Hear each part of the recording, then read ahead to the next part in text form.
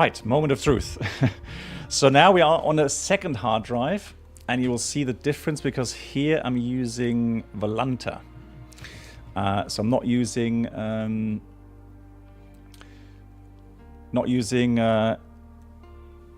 SimToolkit Pro. Here I'm using Volanta. We'll see how it goes. So here's the routing. It's about an hour flight time, Warsaw to Vilnius. We'll go through the briefing in a second once everything's loaded in. The only thing I think which is going to be probably going to be from scratch again is because I've had to choose the frame, the airframe again, because it's logged on a different hard drive. I guess that's it's going to start from scratch again. I mean, it's not bad because from now on I'll use this hard drive. I can't use the other hard drive anymore.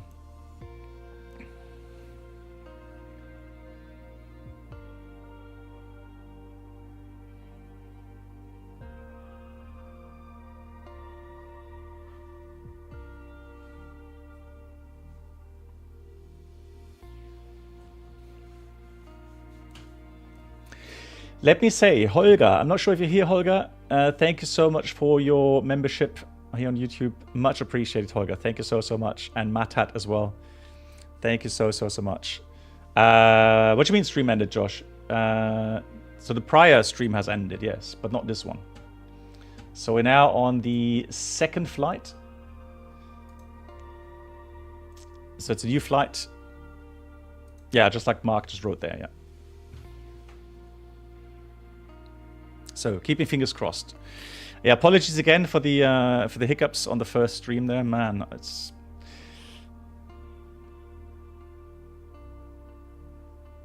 Josh, it looks very solid, meaning it looks like a high quality add-on. I don't have it, Josh, so I haven't tried it yet. I think is it V1 Simulations has it? Maybe ask him because he could probably give you his experience with it.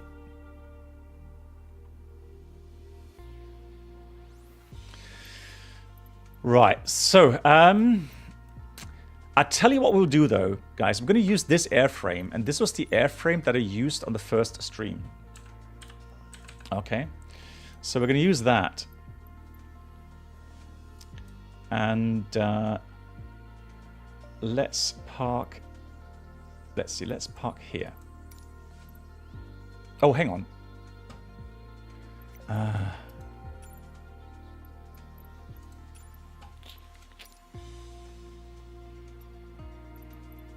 Of course, it's the new hard drive, isn't it?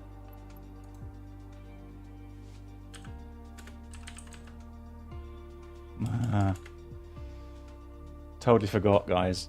Apologies. Be right back. Sorry. In the meantime, guys, if you want some questions answered, hey, Gamebox, sell it to you. Now is a very good time because I need to quickly have a look if I can get these files installed really quickly.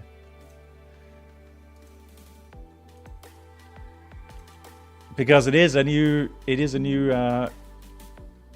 different hard drive, right? So of course it doesn't have the same airports. So let's install Warsaw. And clearly not a full-time streamer, 100%. 100%. But who knows? Maybe not too distant future will be a pro streamer. All right, so let's go for the. Okay, so Mickey asks, so if I understood correctly, the FSLabs plan is to release A321, then the A321 Neo. Well, let me just ask the developer, because I honestly don't know. Let me just ask them.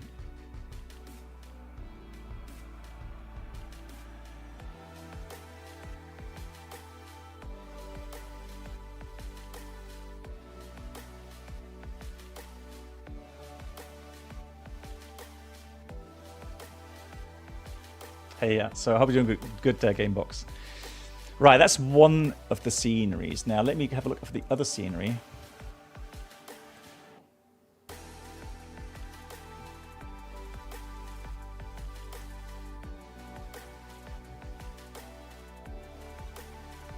Oh, okay, guys. So I'm gonna have to wait until I get a reply for that, guys. But also, what you can do, Mickey, if you want, just ask the developers from FSLabs directly.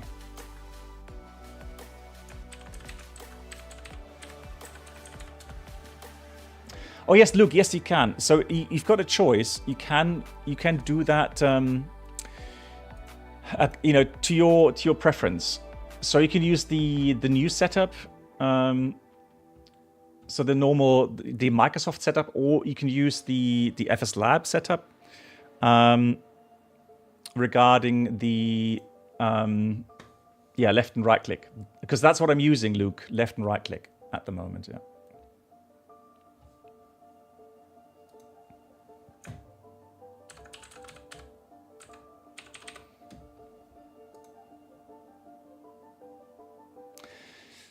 I'm so happy to be on holiday very soon, so I can fully concentrate on getting, you know, maybe the new PC setup, or getting the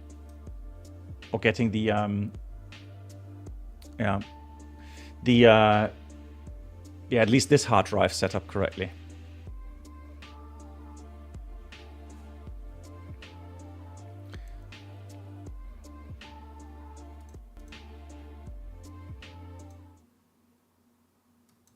There we go. So let's have a look here.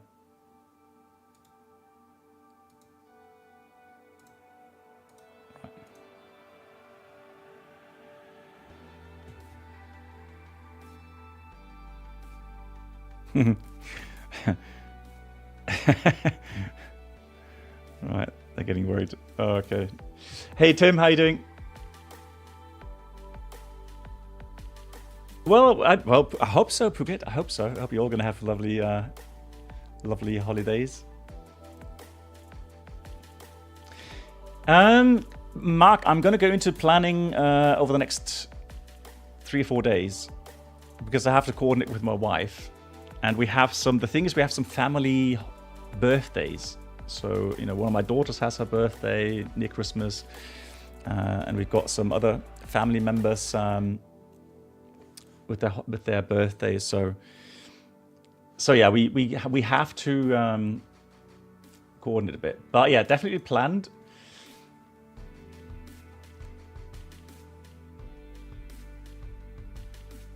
Oh yeah, definitely. Yeah, you don't want the family turning up on the wrong date. That will be a big oops.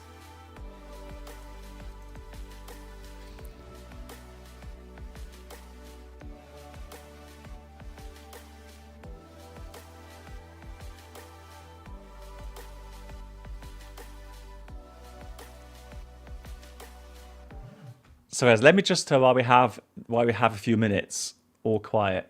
Tim didn't join some time. How's the Dreamliner going? Well, I mean, the Dreamliner is what a wonderful aircraft. It's just I'm not flying that much at the moment. I wish I was flying more. But I'm happy that we also got lots of simulator flying. So that's a good thing. But yeah, it's you know, I wish I would fly more, but that's just the way it is. Hey Peter, welcome back. Right, so regarding the MEL, so the FSLabs feature, and we'll get to the aircraft in a few minutes. That is something we'll get into in more detail once we get more issues. And so as we fly along with that airframe, the longer we fly, the more issues we're going to get. And so once we get these issues, we'll have different failure classes. So the class 1, class 2, class 3. So we pilots really don't only care about class 1 and class 2 failures, because the class 3 is really only for maintenance. So only they will be able to read that out through the CFDS system, so the centralized fault and display system. We pilots, we don't really know how to do things in that menu, so we don't really touch it unless maintenance tells us what to do.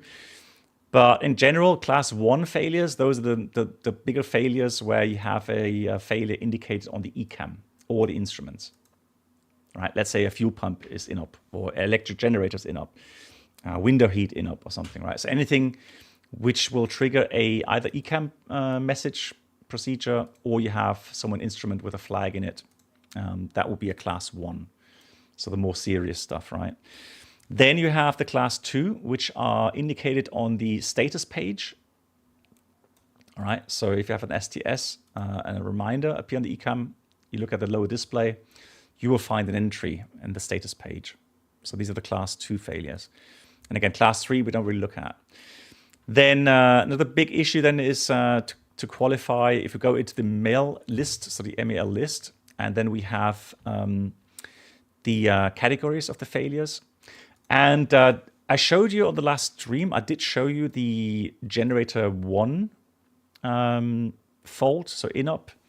And that was actually a category A item, so quite a severe item, but it did say in the text that it must be rectified within 10 days, unless there were some other issues somewhere. So that was kind of an exemption to this rule, because normally category A are no-go items, right? So so A, no-go, B, 3 days, right? You have to repair that within 3 consecutive calendar days, excluding the day of discovery. The C category items are then 10 days, excluding the discovery day. And then you have the category D, which means that you have 120 days until you have to repair that. So you can imagine 120 days means that it's a very minor kind of fault, right?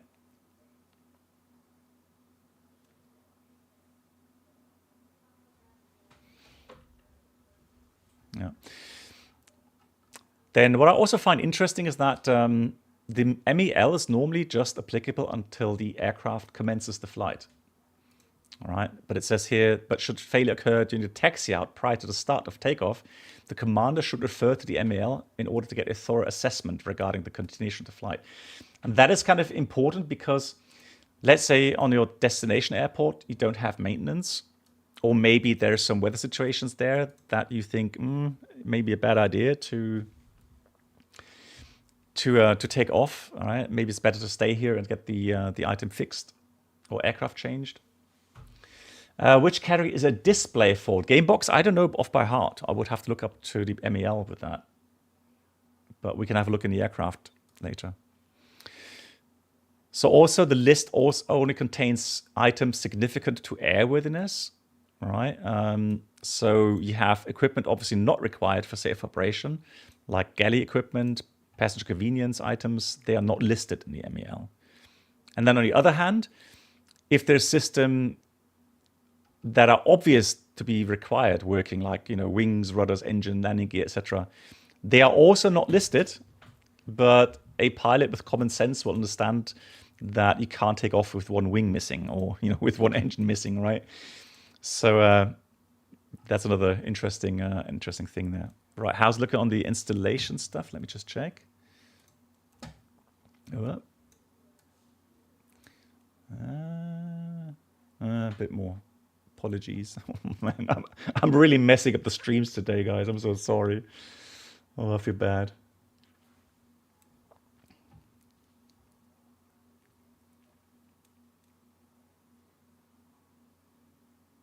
Yeah, so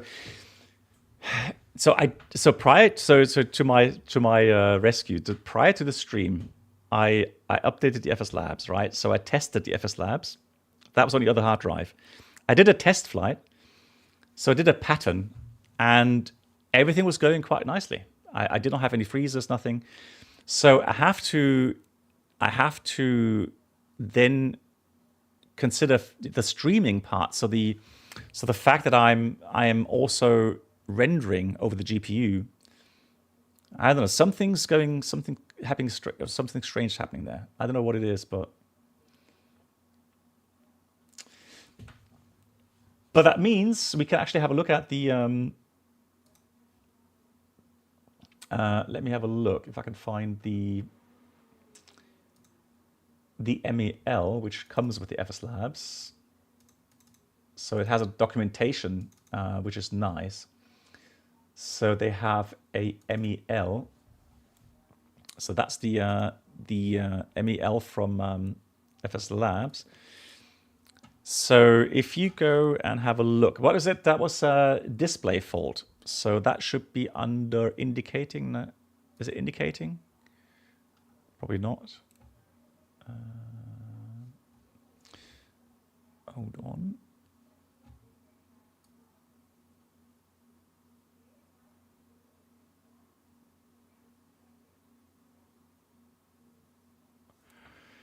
The problem is, so the nav display, let's say, or let's say one of the nav display fails.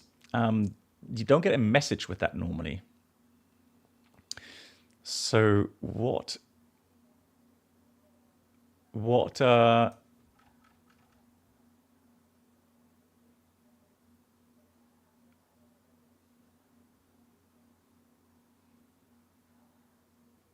would it be navigation? Probably not.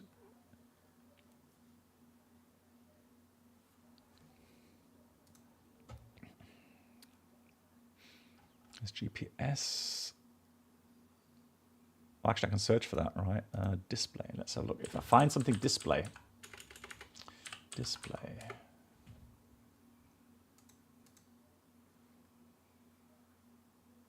Display. It says displayed all the time. Display.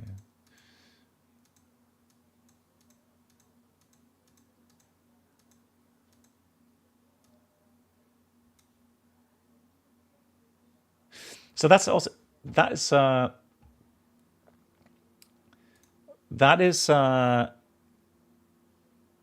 yeah. So the DCDU. So we get DC the CBDLC chapter 31. Thank you much, Yura. So you have 2 installed. 1 is required,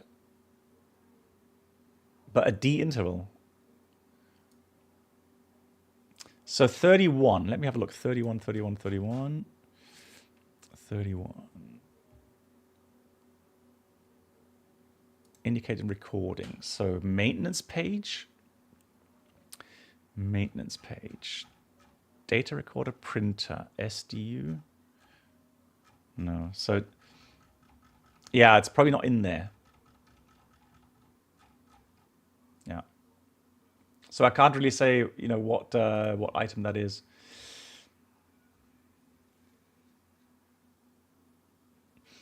Yeah, Melvin, like I said, you know, it's hard for me to make any recommendation regarding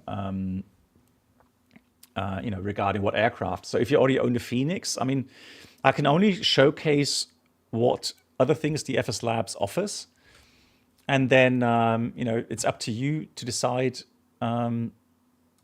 if it's worth or not, right?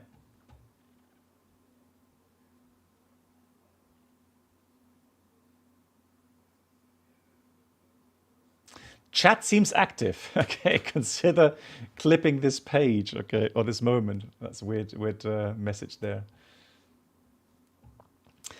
Scroll. Hey, Papa Charlie. Scroll 1 page down to SDU.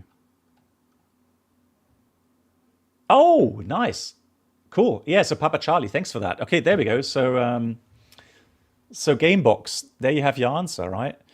So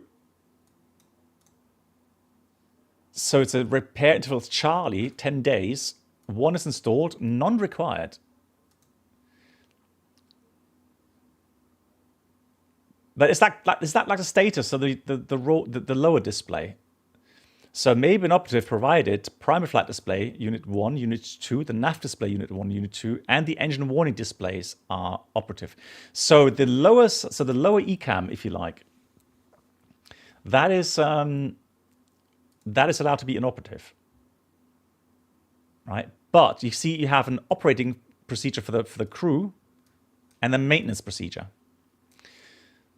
So I don't know what the maintenance procedure is. That's only for the maintenance to do, but it has to be done, and that's what I meant. If you fly somewhere with this problem and you land, and there's a maintenance procedure required, and you don't have maintenance there, then you can't dispatch, all right?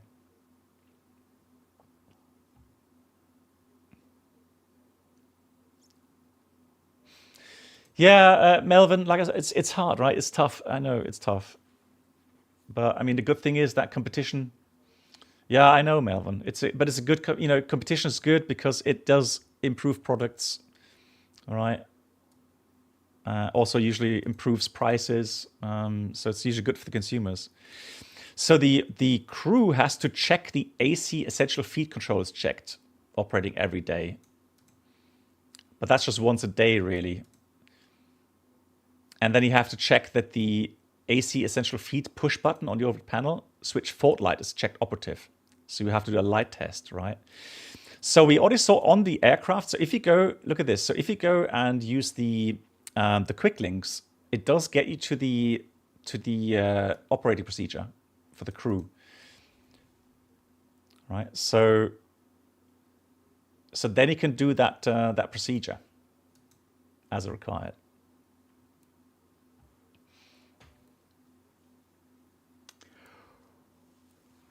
Do we know when the FSLabs will be ready? No. I know they're working very hard in the background, but I don't know exactly. Hey, Rosat TV, that's much appreciated. Thank you so much for your resub. Much appreciated. I'm not hearing. Why I'm not hearing alerts here? Oh, because I dialed them down. Sorry. Let me just replay that in a minute. Apologies. Because I do make sure that normally you hear that.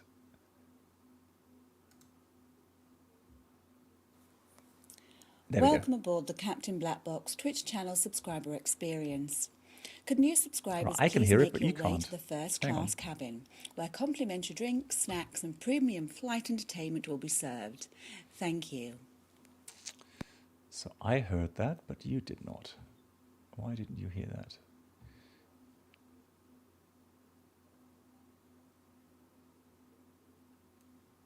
Oh, you did hear it? Huh? Where did you hear that?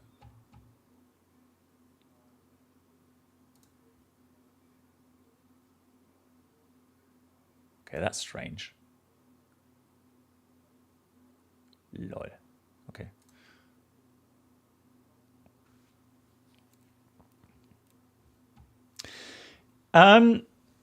So Mickey, I think it's the brightness knob.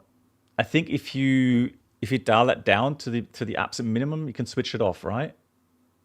Honestly, I don't really know where exactly that is off the top of my head. So, right, I'm just waiting for the Warsaw. I've got 1.3 gigabyte remaining download to install the Warsaw, but then we are ready. Finally ready to go. Thank you so much for your patience, everyone. And Melvin, you heard it too. That's weird.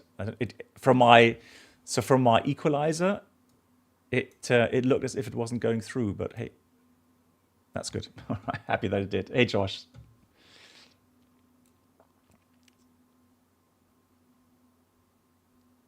Thank you so much, Josh. Also for your support, Josh. Thank you. Welcome to our community. Much appreciated, Josh. Drevitsky. No, actually, you know what? That's not. That's actually, I bought that MM design. Is it called MM design or something? Yeah, a long time ago. No, that's, oh, sorry, no, Fly Too High. Yeah, that's Fly Too High.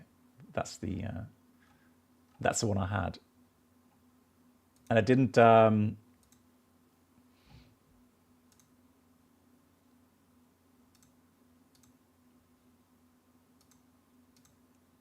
I did change that. Right, so let me have a look. Where's my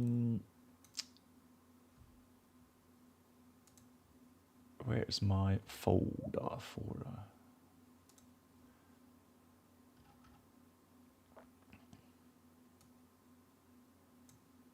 That is true. Yes, Yoda brings up a good point. So you can actually swap displays as well if needed.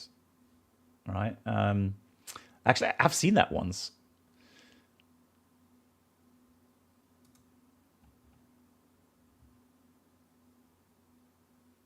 Yeah, and again, guys, the MEL is really there. It's not there to allow the aircraft to fly around, unless it's a small failure. But for the bigger failures, it's not as if, it's there to always max out the time, like 10 days or, whatever, how many days. That's not what the MEL is there for, right? So you are supposed to fly somewhere. You know, it's supposed to give you time to order the spare parts, and then you know, get maintenance organized to have it fixed, right? That's the idea behind the MEL. Kind of short time dispatch to get the aircraft somewhere to get it fixed. So that's that, and then Vilnius. So Vilnius, guys, I hope that we're going to fly the approach. Runway 19, because that was where the accident was from the DHL aircraft the other day.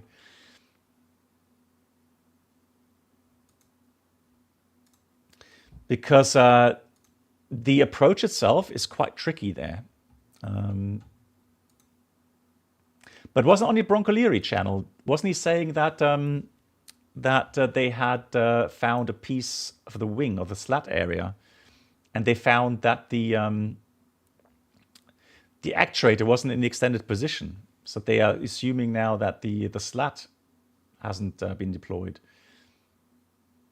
which is really weird, to be honest. Yeah, Peter, I have lots of add-ons. I have lots of add-ons on the external drive, but not Warsaw and not Vilnius, unfortunately. So normally I would link them with the add-ons linker. Yeah, Papa Charlie, I think Blanco-Leary was also making the point that they were hot and high, and then but the slats are the first things to be extended. So honestly, to be at this altitude without slats, that's just hard to believe. I cannot believe that, if I'm really honest.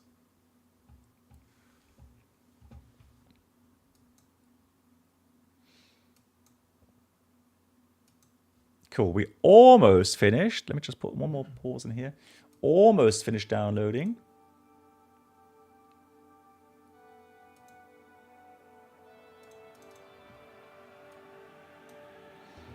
Almost there.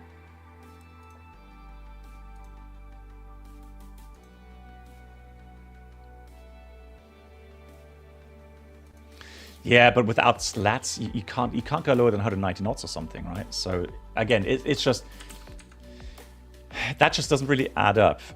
I guess we just have to wait and see until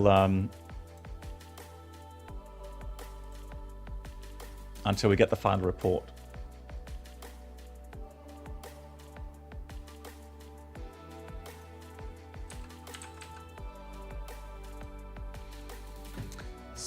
Almost finished. Hooray, hooray.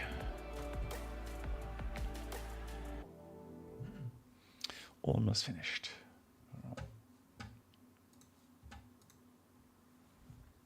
So, Josh, you bought the Malpensa scenery. Nice. And you're flying there from Warsaw. Nice. Let me know, Josh, let me know how you think it is.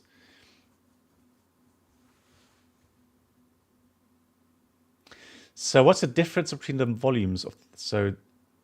I mean, so really, Josh, the important thing is, now system knowledge is also important, right?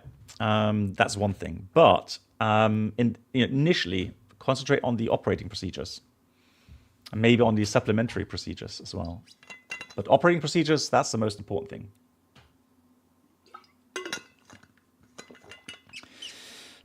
Which Airbus... Well, I mean, Malvin, so up to the point where I was able to get the pre-release version of the FlightsimLabs. Obviously, I was using the Phoenix mostly. I didn't use the FlyByWire 320 much because I felt it still had issues with the nav, so the VNAV function, for example.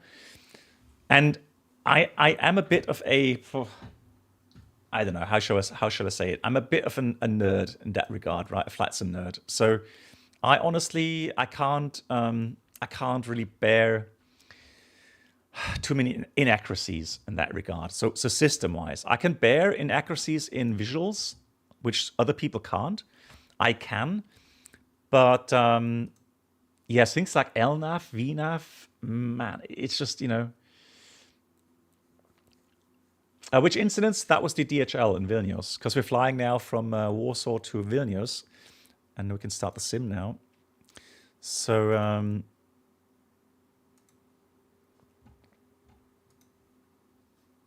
that was the incident we're talking about. Is it really Gamebox? So Linate is your hometown simulator. Nice. So simulator hometown. Cool. Hey, Philip. Is it Doprivica? Is that good evening or good day? Doprivica? Or was that goodbye? I don't know. It's been a time.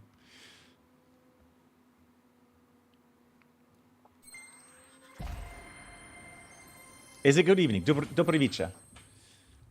Ah, hey, not bad then, right? Doprivica? Not bad. Well, lucky guess I get him. I mean, but still, I mean, I'm happy with that. For sure.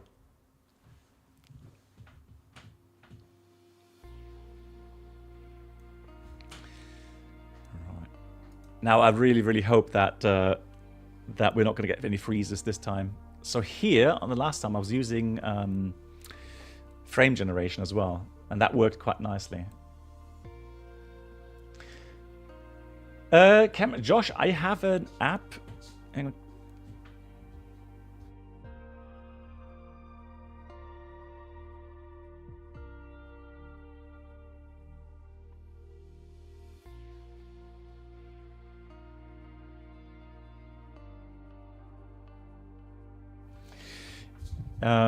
Yeah, sorry. Yeah, Pirate Blaster, I'll get to that question in a minute. Yeah, so hopefully with frame generation now on this system, it'll be better. No freezes seen so far. Yeah, we'll see. We'll see. Yeah, F5 key is almost broken, Yoda. Yeah, apologies for that. Not that I have to sponsor people new keyboards. Right, but I'm optimistic. I'm optimistic it's going to be better this time. Man, I hope it is. I mean, ugh. I'd hate to have to wait until we get the new PC. Yeah, Josh, I'll show you that in a minute. I have it here as well. I'll show you that in a minute. It's called Flow, the Flow app from Parallel 42. Flow. And there's a free version that's called Flow, and there's a payware version, Flow Pro. And the Flow Pro gives you some nice features with widgets and so on, but it's not required. I mean, it's not as if you have to have it.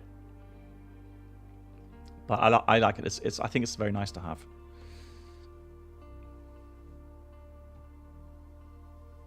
So, Pyroblaster. Sorry for getting late on your question there. But so, FSLabs compared to the Phoenix. Now, both add-ons are extremely high quality add-ons. So, system-wise, system depth-wise, I think they're on par. I would have to go through the whole failure list. I think FSLabs has 300 failures as well now. So I would have to compare bit by bit on that regard. I didn't have the time to do that yet. Visuals, people say they still prefer the Phoenix. I have to say on my monitor here, so my display, the FSLabs, and with the lighting, I don't have anything to complain with. Maybe the Phoenix is still a bit better. I don't know, but honestly, I'm not really that kind of visual-oriented person. Sound-wise, I think FSLabs could be a bit better on the engine sounds, a bit louder, because I know, even though it may not be completely realistic, I know that flight simmers love to hear the engine sounds in the flight deck. I'm aware of that, so, you know, I've gotten used to it, so maybe that's something FSLabs could improve on. But what is better with FSLabs is definitely the new features. Right, so there's definitely new things with the MEL, for example. So the tech lock, the electronic tech lock. They have some interesting little bits and pieces where things fail. And I don't want to spoil everything, right? So, oh, hang on, not activities. Give me profile. So just make sure that the sceneries are installed now. There we go.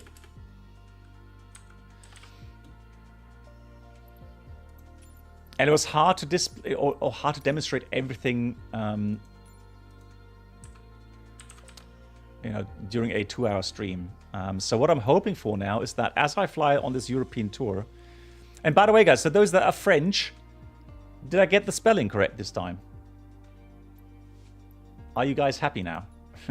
Trying to make everyone happy.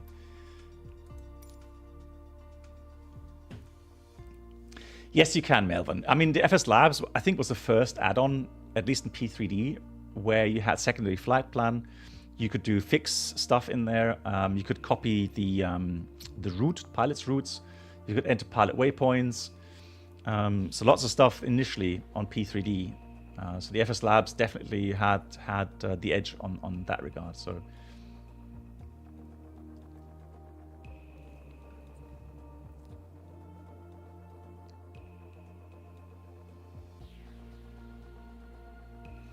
Similar stuff to hear the PTU sounds, that's true, yeah.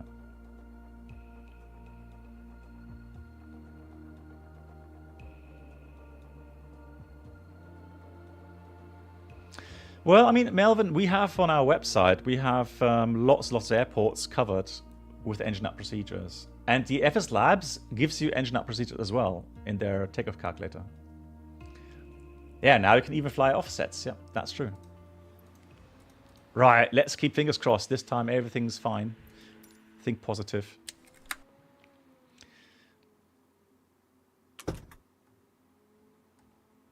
So the aircraft will probably go into the transit state. Yeah.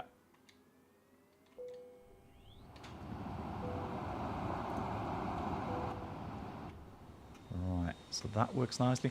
I wanna. So yeah, so this is the camera app, right? So that's flow from Parallel 42.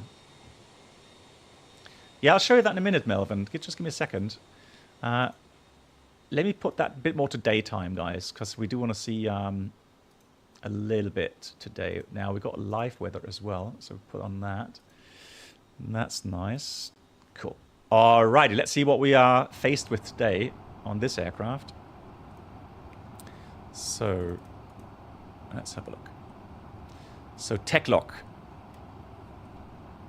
Moment of truth. So, we have a Level 2 defect that says in one right unlocked decal. So that's kind of a sticker that's missing. Or not missing, but in poor condition. So 119 days. And this one is a QAR maintenance message.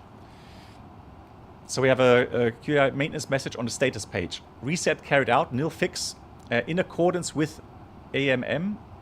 So in accordance with, it's transferred to level 1. So if we have a look at the status, there it says maintenance. Yoda, what's QAR? Maybe you can tell me.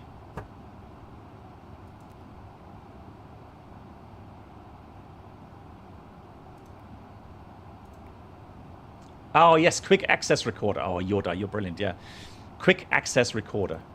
Yeah. There we go. So that's the answer. Yeah, so there's nothing that we have to consider at the moment, right? So good, clean new aircraft. But again, as we fly along more and more, this will definitely get filled up a bit more. I've done 2 flights with this, so it has collected some flight times. So that was 2 flights I did. One practice flight from Athens to Larnaca, and that was the flight we did on stream. So pretty decent landing rates as well, right? Right, fault history. Oh, Lord, guys, you see this? You remember this, guys? Who was this? That was me. I broke the wiper during the flight. It did record that, but I fixed it instantly, so it just recorded that, but it didn't. So it was never in the MEL list. So that's cool. And then we had the taxi light in up. We had a door proximity sensor fault. So definitely some history there, right? But it's nice to see that it's recording that and keeping that. Little. Oh, really? So it's the little brothers of the black boxes. What do you mean APU in up? No, hang on. No. No, don't do that. No, APU is running. Good. Alrighty, let's get prepared then. So let's have this. So we got the init going. I'm gonna go ahead and get the fueling going. So let's go ATSU AOC menu OFP data. So we are departing in about let's say half an hour. So let's say 55. Well, let's make it a bit quicker. Let's do 1150. Via GSX, 7.5 tons. Let's send that off. Refueling truck is on its way. In the real world, do you also have to wait until pushback is complete in order to start engine? No. So Josh, the only time we have to do that if the apron is actually slippery. Right. It's not, just because we have plus 2 degrees Celsius doesn't mean that you're not allowed to start the engines during pushback. Right. So only slippery aprons. So expecting a zero fuel weight of 66.4. And just to make sure that we have the right plan, let me have a good briefing here. So we have Warsaw, Vilnius, and it's a very short flight time. Flight time 44 minutes, and altered is Helsinki. And so the fuel required is 7.5, 7.6. Cool. Across the next 12. Weather, let's have a look. So we have here light drizzle, 5 degrees, so with engine anti-ice for sure, wet runway. And they're going to get foggy weather later on. Vilnius, however, snow. Whoa, okay. So they're going to have snow as we arrive there. So wintry operations there. All right, lower ceiling. Look at that, broken 200. And the Helsinki is Kavok. So Helsinki, tomorrow snowfall, but for now, -8. Negative is going to freeze his butt off already. -8 in Helsinki. Crazy.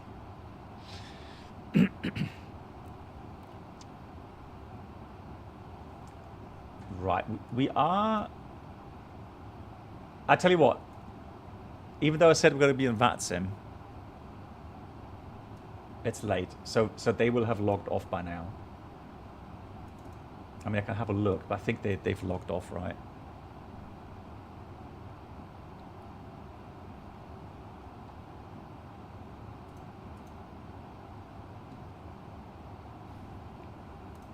So we import that.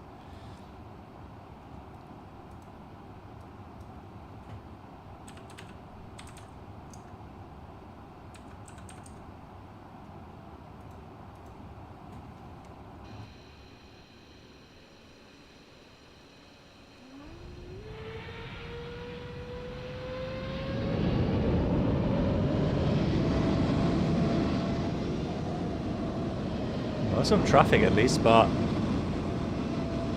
yeah, I would have been very surprised if they still have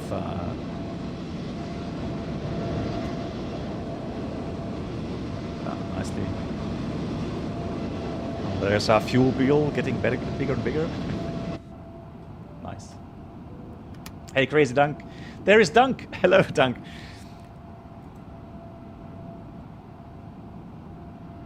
Yeah, we're slowly starting up regarding our issues. So I was Crazy, on our flight that we did to Larnaca, and 320 Simfan. Hello to you. Hello. We did that flight, and I was surprised to see that because I broke the windshield wiper in flight, right? I did not realize that it would lock that, even though we repaired that immediately. So guys, if you're not sure, so Crazy Dunk is the wonderful person that has programmed the MEL stuff here for us, and failures and so on.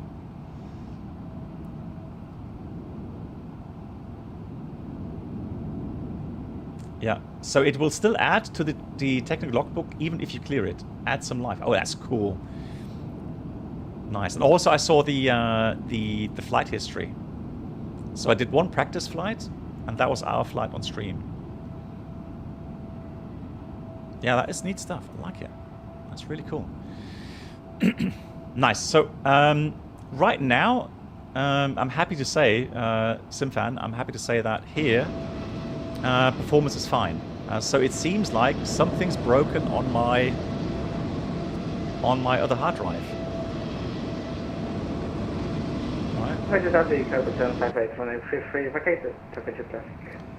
So I don't know what's happening there. I have no idea. I'm not a computer expert, so... In the meantime, let me also start boarding. So request 66.5. Board now. Let's do that.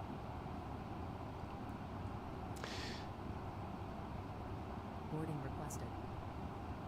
Hey Ilka, they changed a lot of the stuff on the Düsseldorf air rack, and now some of the things have never changed them for.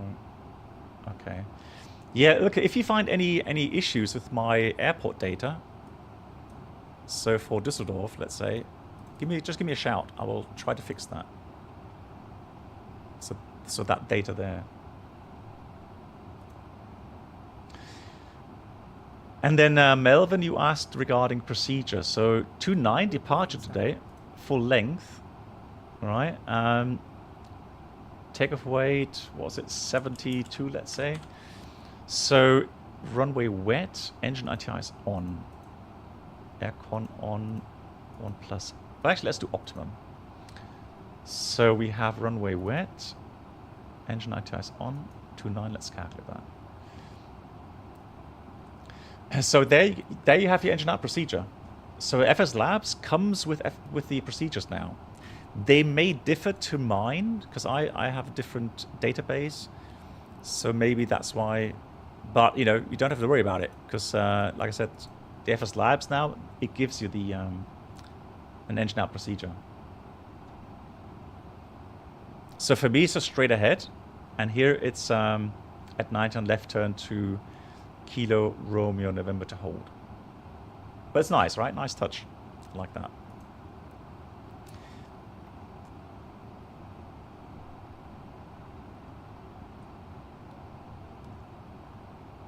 Yeah, so crazy Dunk. So Dunk. I don't want to call it crazy Dunk. Or Duncan.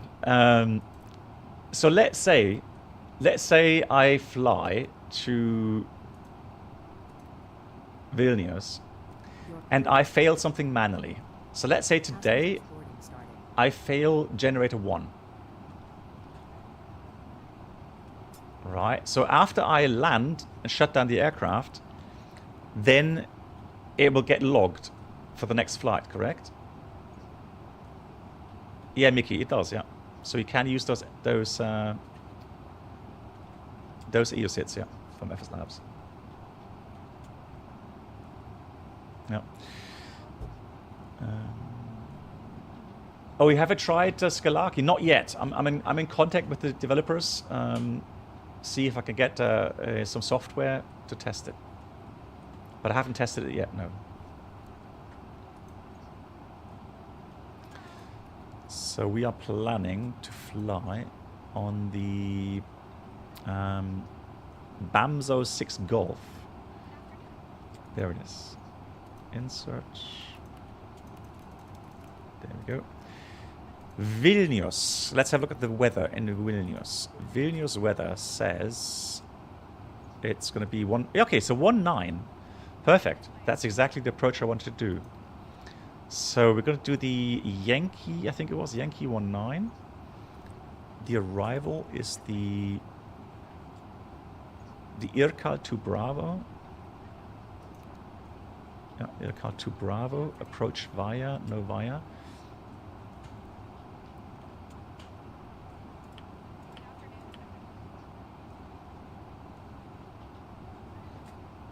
Let's start the APU here as well. Yeah, Mickey, but they had that in P3D already, which was a first as well back then.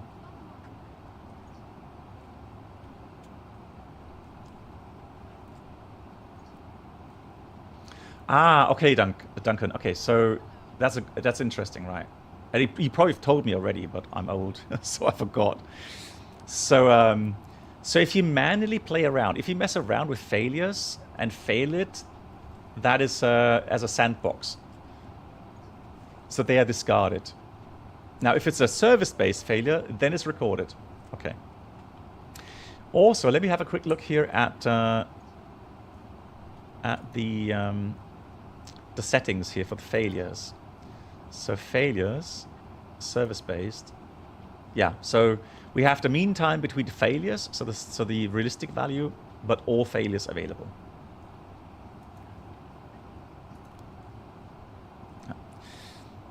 So let me just have a look here. Let's insert that. So that's for the whole transition. So we have the routing and then cutoff. Okay, from cutoff, how do we get to the arrival then? Let's have a look real quickly. So we have Vilnius.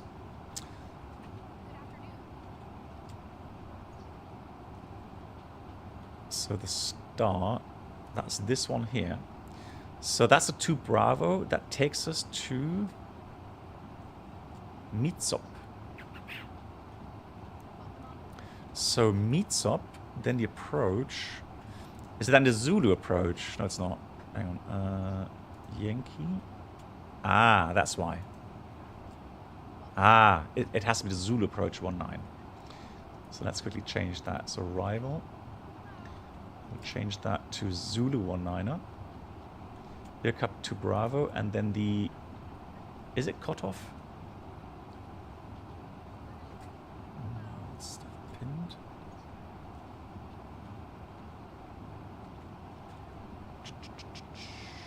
Star.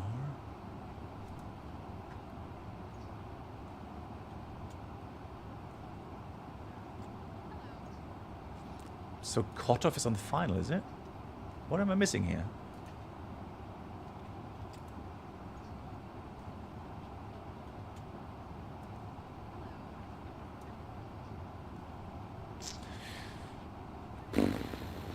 Right, let me just have a look here, the routing then. So we've got Novaya, Irkal,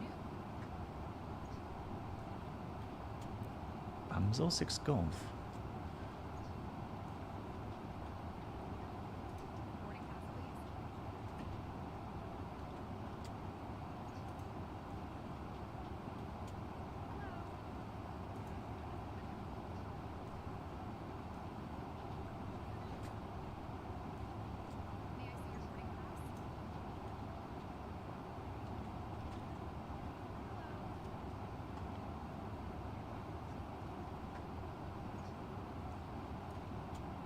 Arnold arrivals 19.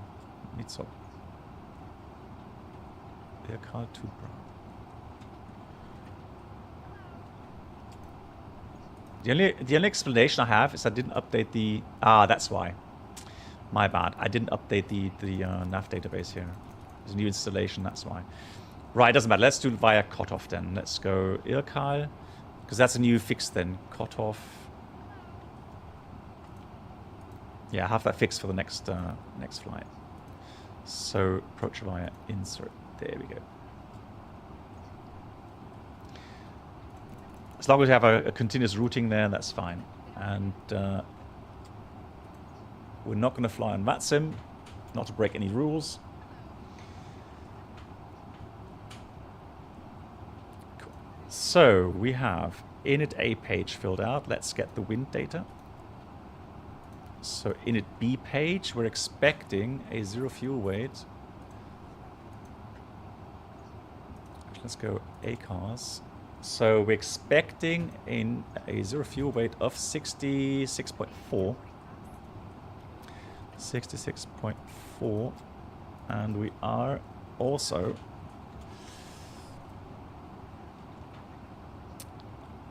looking at a fuel value of, what do we say?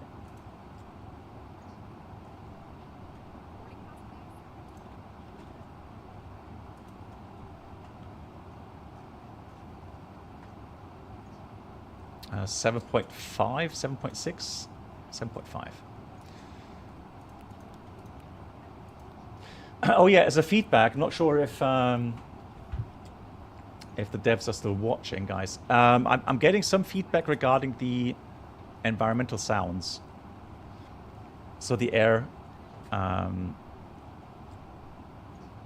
airflow sounds. So now the packs are reffing up.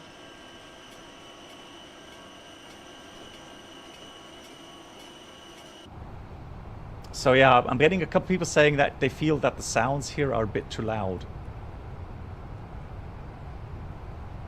I mean, I know, I know you have some settings in here. Now you can change sound settings. And I know there's one for environmental sounds. So sound volumes. So you can change this. So now it does get quieter, right? But that quiets everything, doesn't it?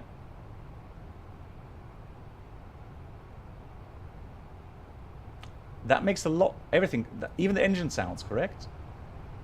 Or is the engine sound here then? If I go engine sound 100%, environmental sounds in the cockpit 40, or let's say 50.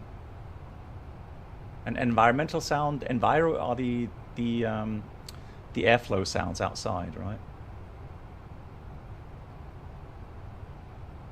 No, so Duncan, maybe it's because I've been not really adjusting that through here yet.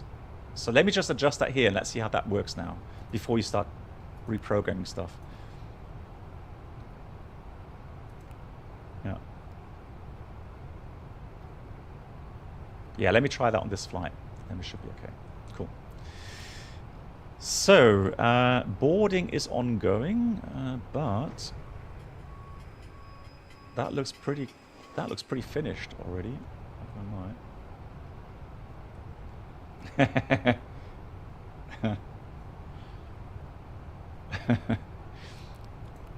Right, so now for runway 29, let me quickly have a look at the pushback. Okay, so we want to face this way and push back on this taxiway here.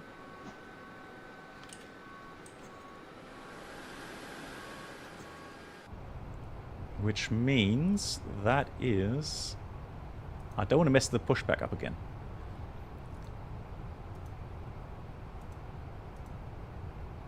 So if we go taxi, let's have a pinned messages there. Let's parking stands. So that is Mike. So taxiway Mike facing south, correct? So let's go Atsu. AOC menu, departure, pushback.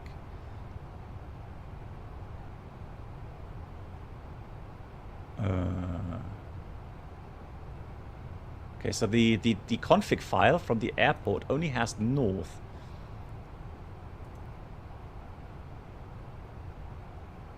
So I'm gonna select quick edit. So once the pushback is ready, it should allow me to get back into the quick edit function there. Let's see if that works. Yeah, I want to face south. I don't want to go north. Cool. Init A page, B page, flight plan, rat nav. Yeah, let me just put in Oscar Kilo Charlie. Then we have secondary, copy active. As always, we can make a return plan.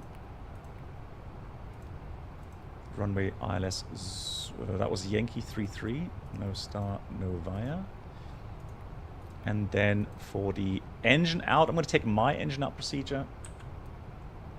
So I'm just going to take Echo Papa Whiskey Alpha 29.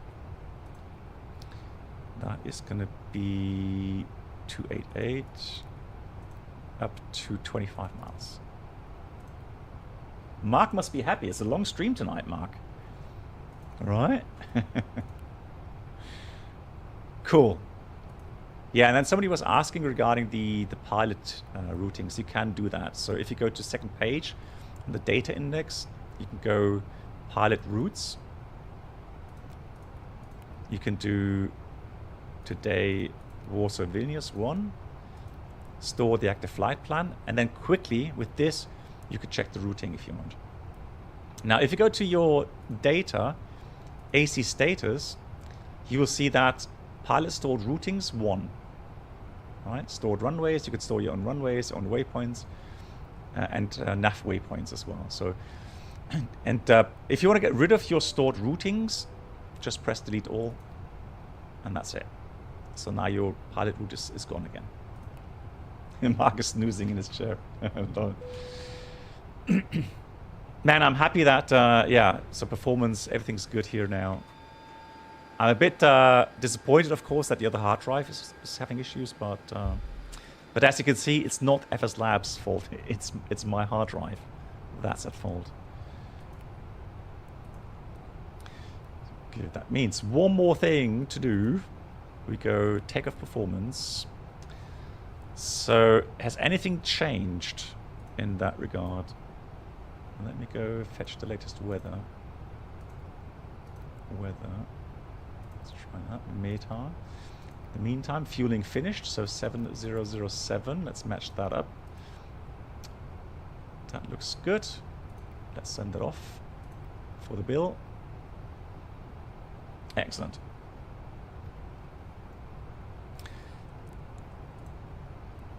So let's have a look for the weather. Right now we have 260 at 5, 4 degrees, 1025. Let's have a look.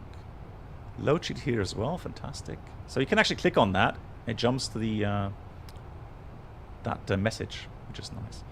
But let me just quickly check here one more time. Actually, no, hang on. Let me have a look. So the takeoff weight, final takeoff weight is 73.4. So I'm going to put 73.5. In case we use a bit less taxi fuel. Wet 1025. Let's calculate that.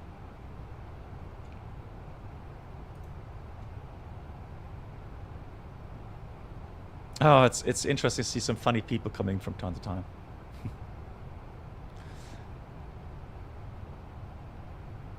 Would you say the FSMC is missing some features? Oh, that's a tough one.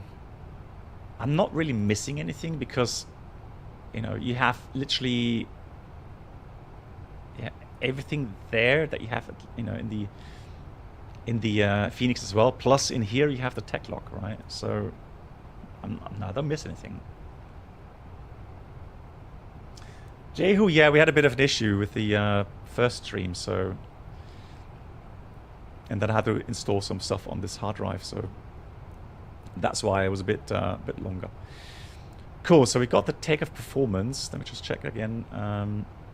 50, yeah. Let's uplink that value then. So let's uplink that. Up 0.6 later on.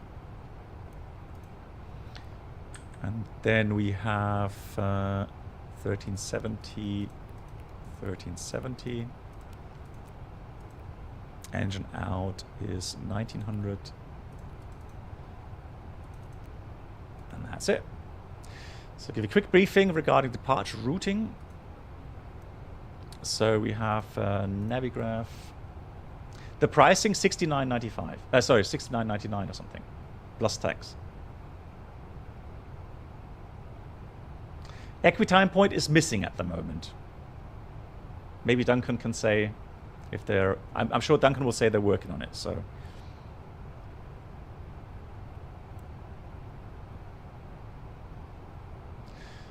Assuming Phoenix will get up to the FSLabs in terms of the additional features, who would you say is the lead in terms of accuracy? In what regard, accuracy? Flight model? Systems? I don't know. In what regard do you mean?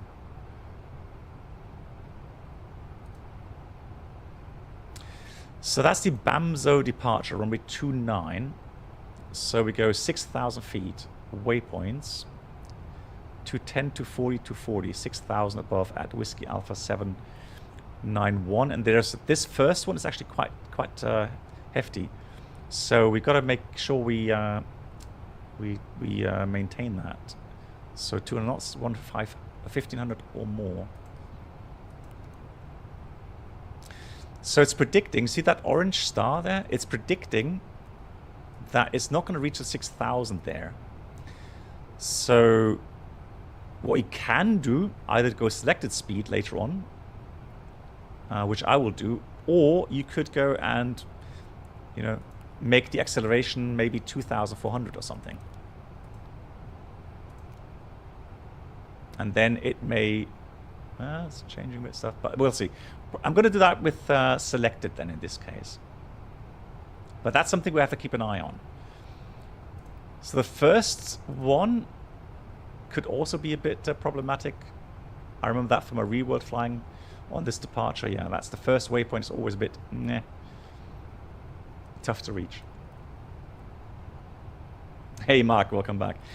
So let me go and quickly have a look at the load sheet. So it is 66.2. And the zero fuel weight 28.6.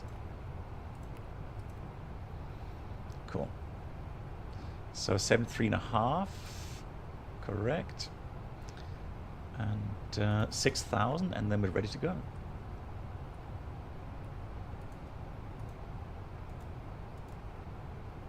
That's good. That's briefed. That goes off. That goes on. Actually, seatbelts on. And then oh,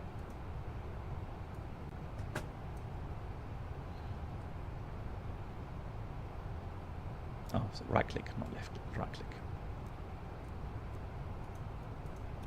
Captain crew, please arm your doors for departure, thank you. There's Norman. All right, cool. So, quick checklist.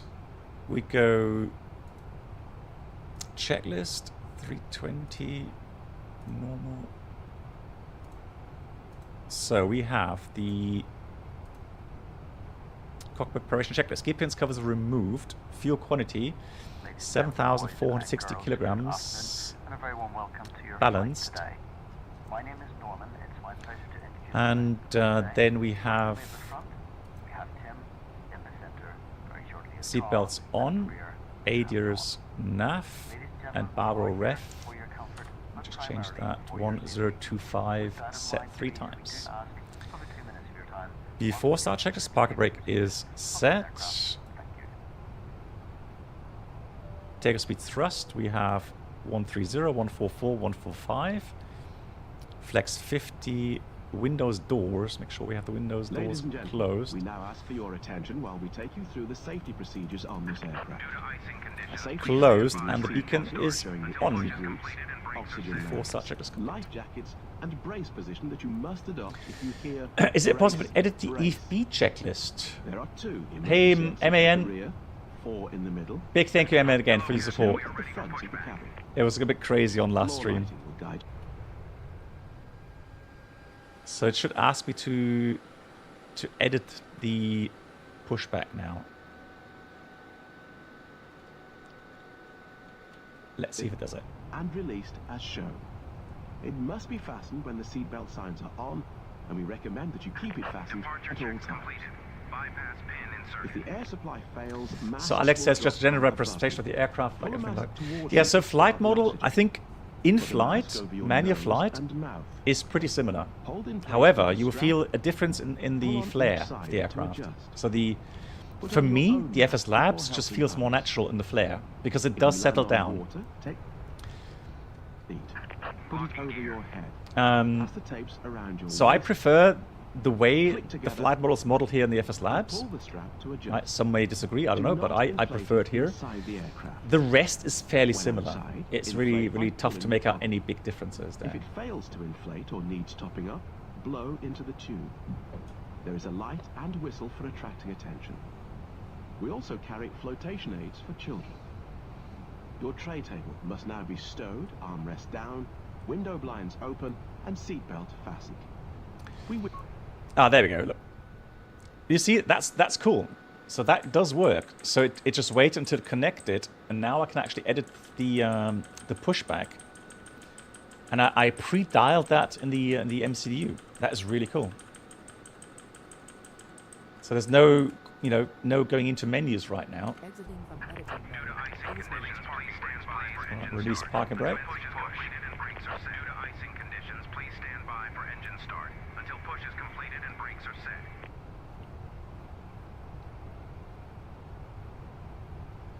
Are the airframe options like in the Phoenix? There's many options. Yeah, you can go into the options menu here. Yeah, lots of stuff you can change in here. Callouts, pins, etc. So this. So cabin memo, you can have a new cabin memo, which I'll do. Dual input oral icing detectors I've disabled because I don't want them. Yeah, you can have yeah, V1 call out. I'll select that. Again, you have so many options in here. Yeah, that's already there in the P3D version, right? So let's do engine start. Make sure thrust levers are in idle. That would be on. Checklist completed. Wait for the 25-30 PSI in here. There it is. To start. No, I'm not using any PAX sounds for the cabin, no.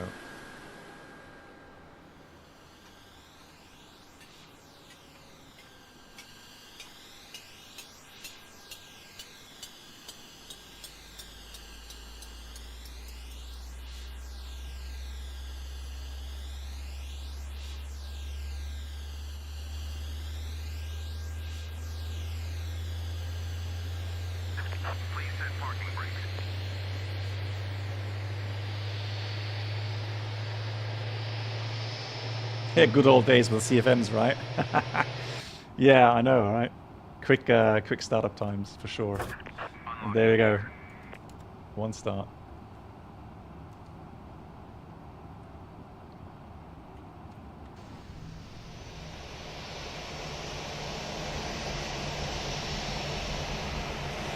Yeah, the sounds outside are just not overblown like in other aircraft. Again, it's one of those personal preference things.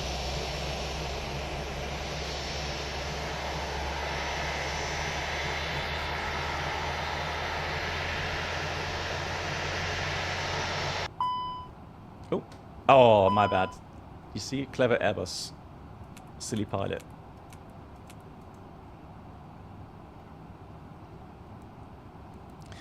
Good thing we have the Airbus telling me that something's off. Right, cool. They're disconnected. Now flaps 2 this time. Oops, 2. And trim up 0.6. Let's do a flight control check. I'm going to put this to normal and let's get the APU off as well. Fantastic. Right, up, down, neutral, left, right, neutral, rudder, left, right. All clear is seen. Let's read the after start checklist. We have anti-ice. Oh yeah, let's do. Yeah, let's already switch that on. Engine anti-ice is on. Ecam status. Oh, that's also interesting. I remember that. So the QAR status only shows when the engines are off. Yeah, that could exactly be just like IRL. Because I remember I had that IRL once, and then once you start the engines, it disappears until you switch it off again. So then we've got pitch trim up 0.6, but I could be wrong, who knows? And then rudder trim neutral, and that's the after start checklist complete. Right, so we've got left side clear, right side clear.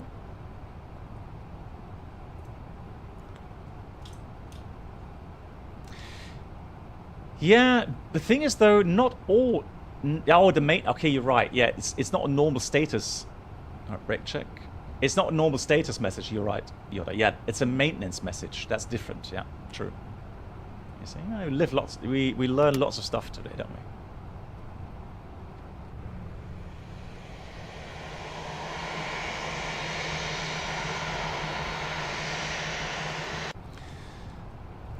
Man, I can't tell you how happy I am that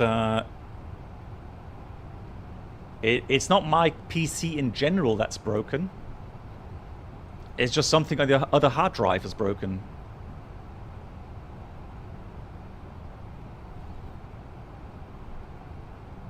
Cabin crew seats for departure, please. Which means at least I can stream on this hard drive and continue on this tour and don't have to wait for a new hard drive PC.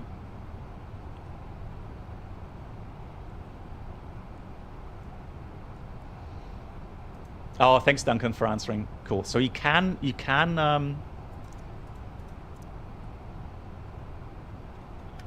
change the checklist to your liking. So you can configure them. So we're going to go left here for runway 29 full length.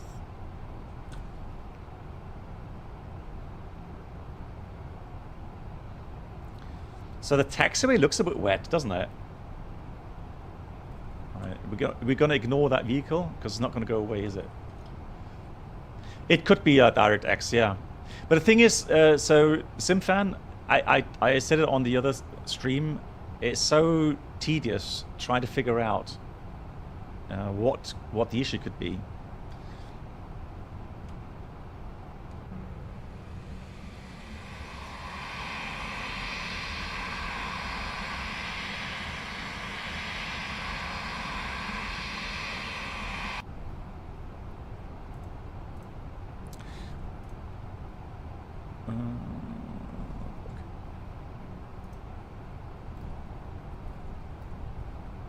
Simply format.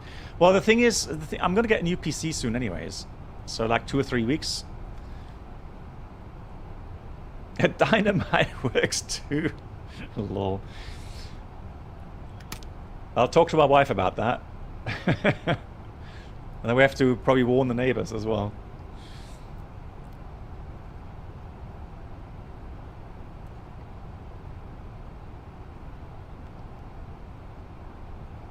Oh yes, somebody, so Brenold was telling me, saying to me that I should try the career mode in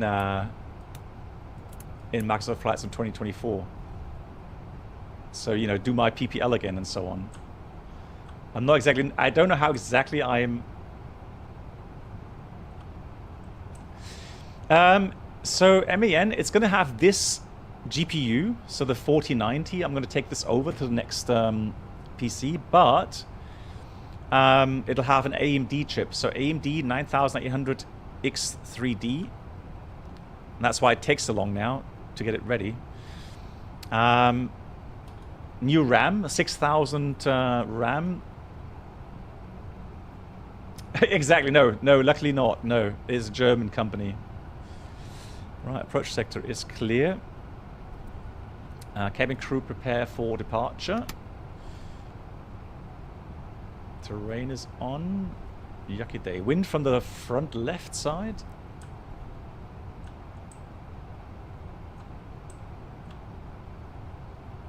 Oh, the career mode is bugged. Really? That's a shame.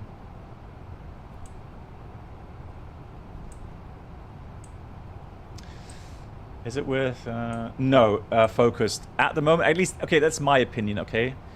Right now, I don't see a point of getting Marks at 2024 unless you do literally just VFR flying. There's not really many... I mean, the Phoenix works pretty well in 2024, but everything else is just not there yet, is it? Lineup checklist. Takeoff runway is 29, full length. We have TCAS... TARA and PAX. Do we have PAX off for takeoff or on? Yeah, air conditioning on. So PAX are on, and that's the lineup checklist complete. Let's go flying. 44 minutes flight time. Going to be a quick one. So 4 degrees, there's no need for an engine run-up or ice shedding procedure. That would only be done 3 degrees and lower with wet runway. That goes to run. Chrono, do we have yes we do. Alright, cool. Take off. Oh, that's louder now, isn't it? Oops. So we have Manflex 50 SMS Autothrust Blue thrust set.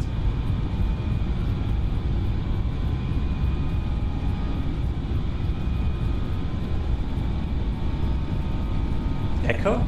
Okay. V1.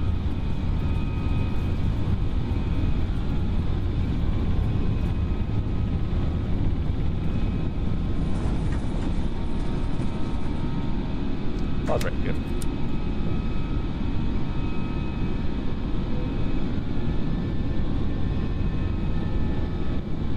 Yeah, exactly. Yeah, it was the side stick cam. Is it better now? It is, right? It's off now. Cool. Fixed. Thank you. Right, so we got the 1500. That's good. Thrust climb. SRS. Auto thrust. So 1500 is checked. Yeah, that was the extra camera that caused it.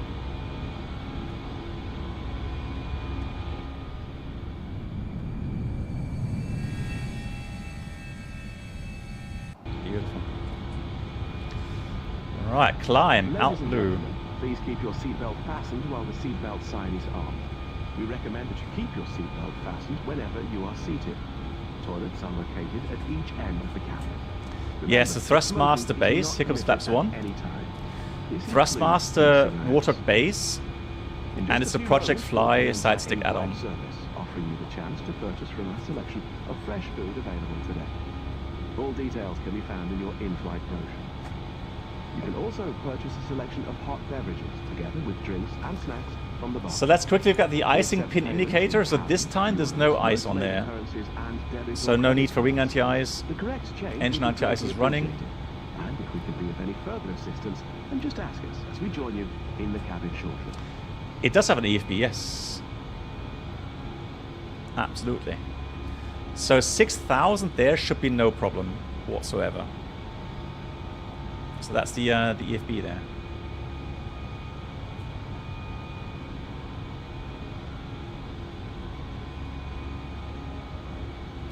Why are the cockpit windows so dark in the outside view?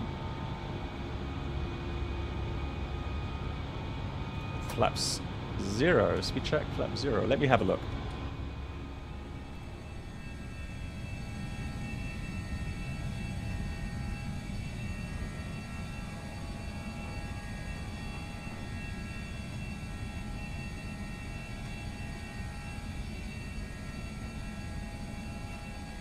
Okay, so we have a viewer saying that he thinks the windows are a bit dark.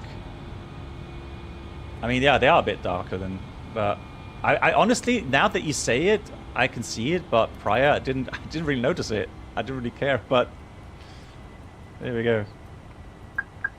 So we've got thrust climb out blue, 14000. All right, got the flaps up. Let's get those lights off. Engine anti-ice can go off because we're outside of clouds now.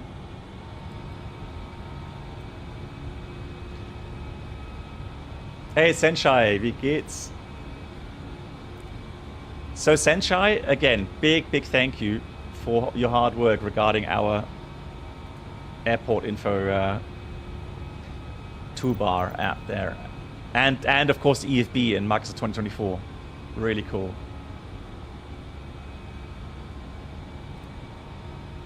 %30 tint.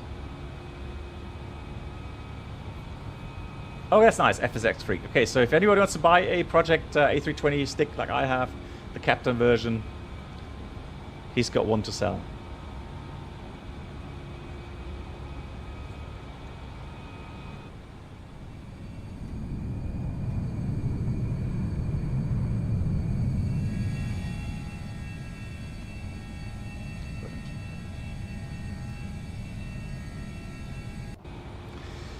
Yeah, Ilka, I ordered mine. Where was it? Was it Mind Factory? I think it was Mind Factory, and they had a 2 to 3 weeks delivery time. But I know how they work. So they tell you 2 to 3 weeks. Then in 2 weeks' time, they contact you and say, "Oh, we're so sorry. Yeah, they just delayed the delivery and so on." 2024 is driving you nuts. Senshai, then go easy. Please, go easy. Secondary copy active.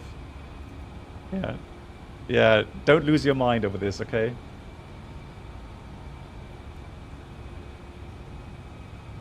No, okay, so Duncan, I'm not sure if you're still listening. And I'm sure you have it on your list. I think you said to have it on list. So this EPWA time point is not in yet, but it's on their list, they said. I do remember that. MAN, so wie geht's dir? How are you, MAN?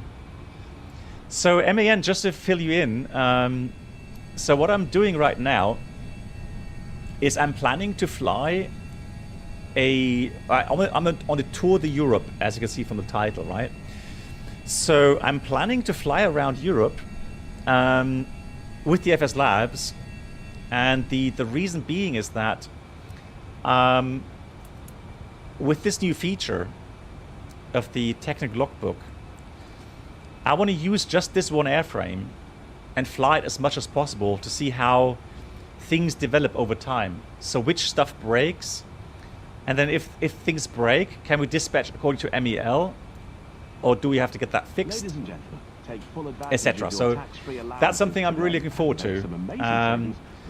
So I will announce the legs in time.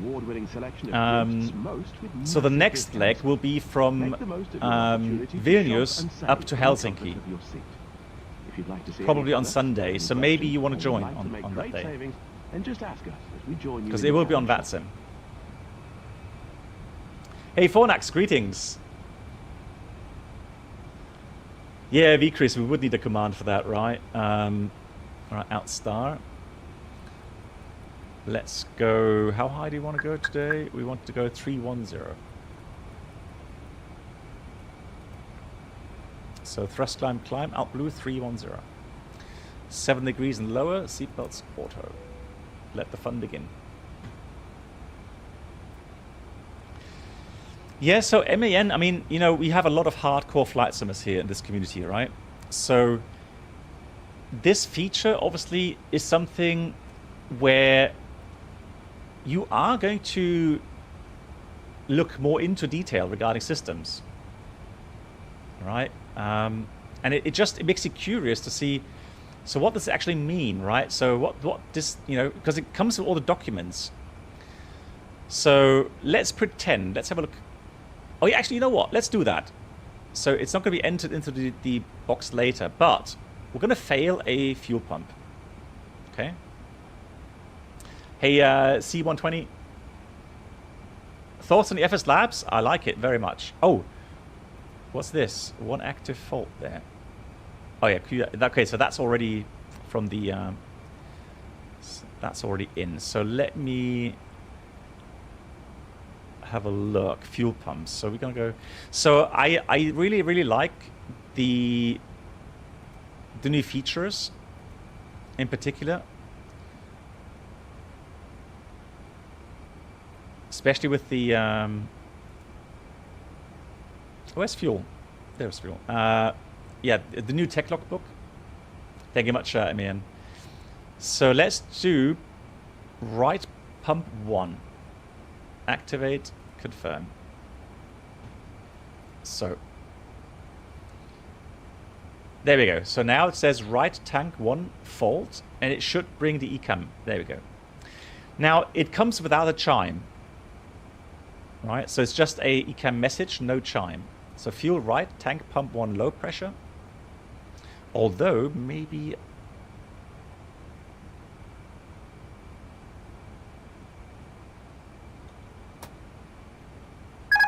No, that works. So I was just wondering if the sound settings didn't let this sound through, but no, that was without a without chime.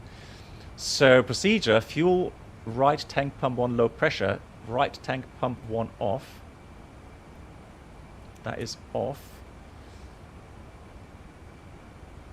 The FSLabs has always been study level. It's the FSLabs in P3D days. That was the you know, the bar regarding study level and you know, regarding A320 or later A321, A319. So so I'm personally, again, it's just my personal opinion. So I'm really, really happy that it's finally now available or becoming available in Microsoft 2020, and then at some time in the future in Microsoft 2024 as well.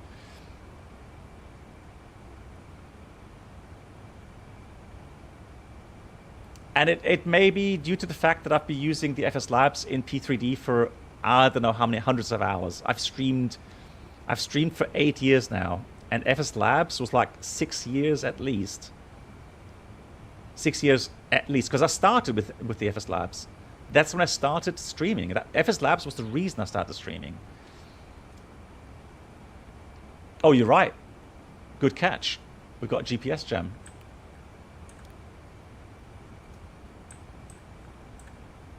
Right, let's have a look here first. So fuel right tank, then clear fuel. Status in the system right tank pump 1. Cool. Remove status. So what we can do now is we can have a look at the documents, because if that was listed then later in the technical logbook, so you can go to the MEL, we'll go to the MEL entries and the fuel 8828.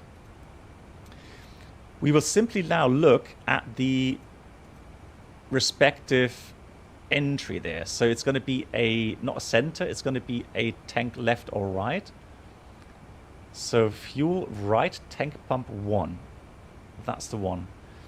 So it has pretty much zero influence on the dispatch, but it has an MEL item. So we can click on that. It'll bring us to the MEL chapter. So the MEL says for wing tank, interval Charlie means 10 days. We have 4 pumps installed, 3 required. Placard will have to be placarded on the ground, so maintenance has to put a placard there. For us as pilots, it has an operational influence. And for example, 1 pump may be inoperative provided that JP4 jet B fuel is not used. So that's at least one restriction. And then there's another procedure for us. If we click on the procedure part here,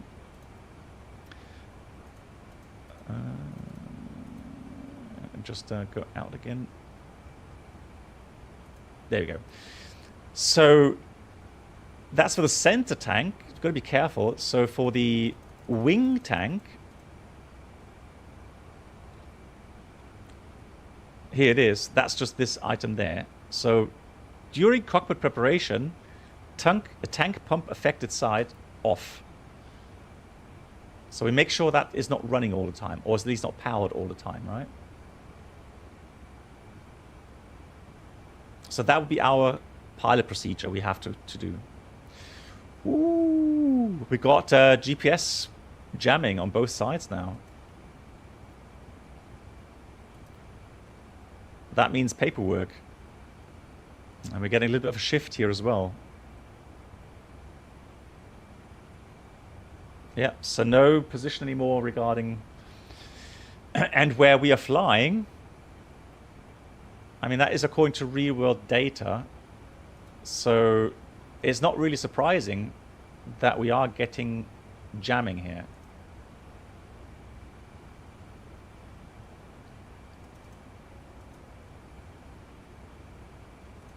I'll just reload that very quickly.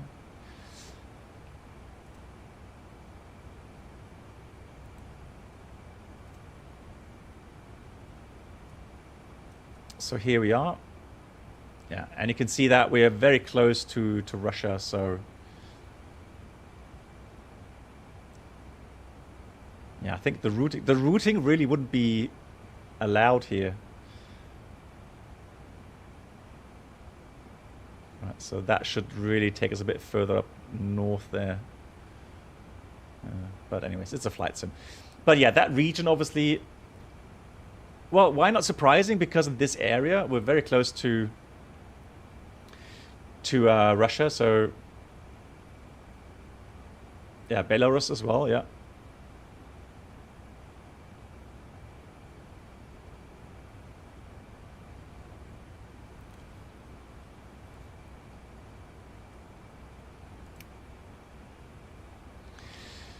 Good, so implications for us. Well, let's have a look. So if you go to data, position monitoring, we can see that we have 2 FMGC positions.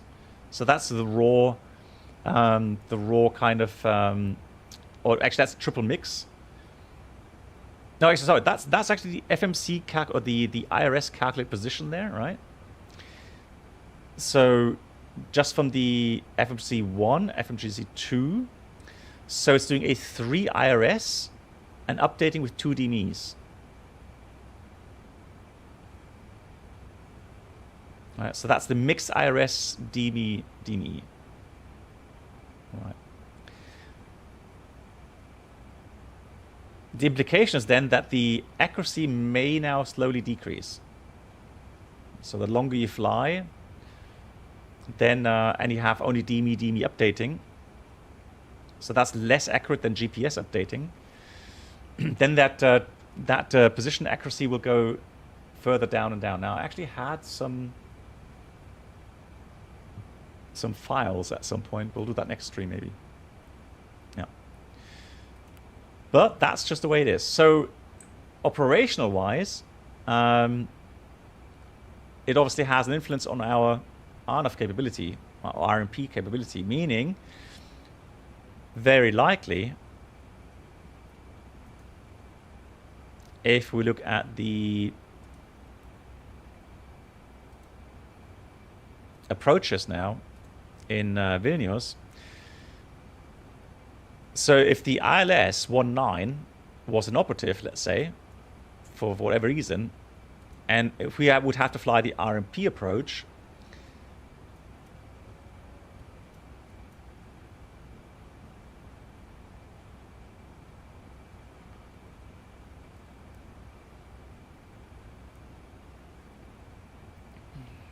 normally, that's a problem with these Jefferson charts. Normally, the leader would say RMP GPS or RMP GNSS. But from this, I would definitely say it is required. Well, for the LPV, you would definitely need the IGNOS satellites. So without GPS, we will not be allowed to fly this approach. But yeah, the VOR approach. So we have a raw data approach. Yeah. So we could fly this approach if the ILS were inoperative. We could fly the raw data VOR approach, although we could still use at least LNAV as long as the accuracy is met. And that should be 1 mile, really, for the VOR approach. So that way, we could fly LNAV as long as the accuracy is good enough on the FMS. And but if you wanted to make sure, you would fly the VOR. Okay, let's pretend. Okay, I'll tell you what, guys. Let's pretend we're just receiving word from ATC that the ILS is off the air.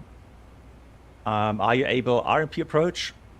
And then we're gonna say, unfortunately not, because we don't have GPS available. And then they would ask, okay, are you able the VOR Zulu approach? And then we would say, yeah, we could do that. And then control would say, okay, in this case, proceed direct to Vilnius VOR, cleared standard approach, 19 Zulu out of Vilnius. So first of all, let's get the approach in here.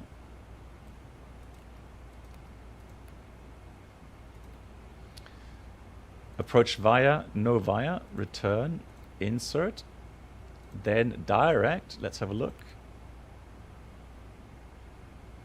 Let's go direct to Vilnius. Is that it? Yeah. So direct Vilnius, let's do that. Insert. And we have, it's going to tune in a minute.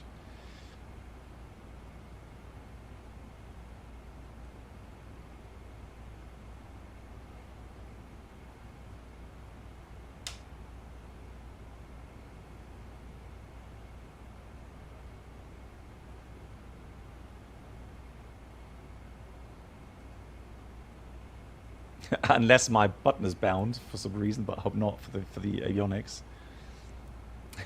Just to make sure, guys, because there's, man, that was embarrassing. But it shouldn't. I'm pretty sure I have switched that off. Yeah, that's not modeled.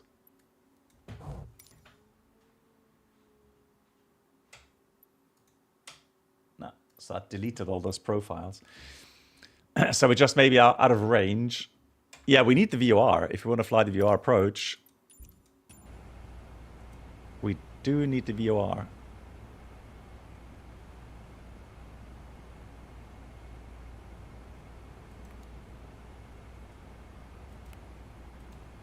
All right, let's try that again. Victor, November, Oscar. 13.8.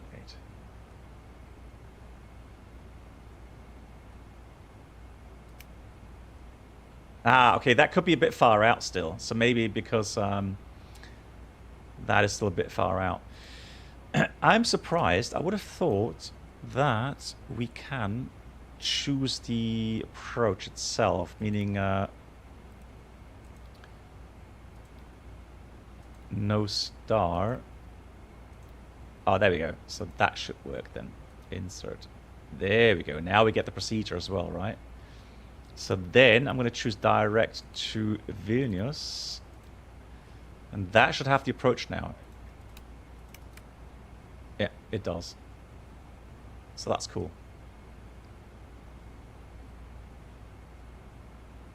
No, SimFan, no, avionics is definitely on. I just checked the it's just a bit far out, so let's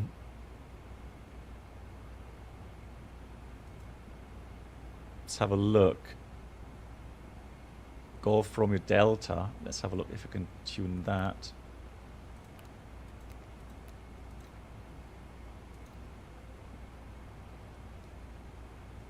Yeah, there we are. So, yeah, okay, so it's just far out. So this one, it does tune 31 miles.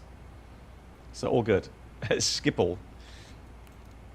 Yeah, no, it's just a bit far out. It's all right. So sorry for the. So yeah, CPDLC is simulated. Aviator channel, hello to you. Sorry for the late call out, Alex. Hello. So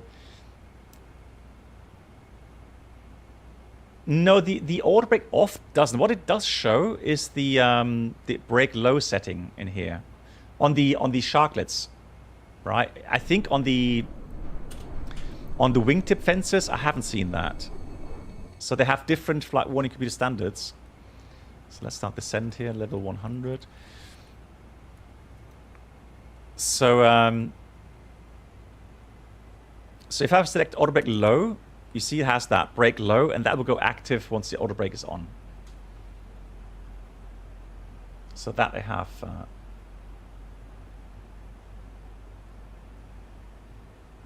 What do you mean, Turk and US? What can you see the strobes or what? Or what are you? Jor, hello to you. Can you see these strobes from the wing view? Let's have a look. Yeah.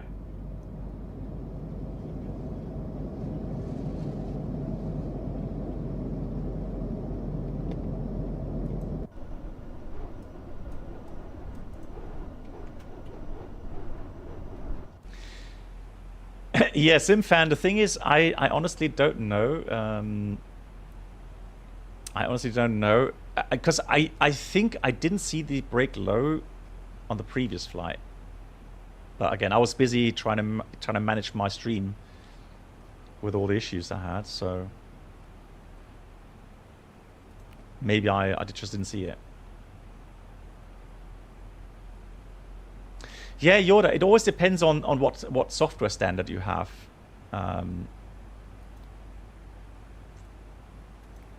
Installed. I mean, it is available. You can retrofit. Hey, Tavers, good evening. You can retrofit these things, yeah.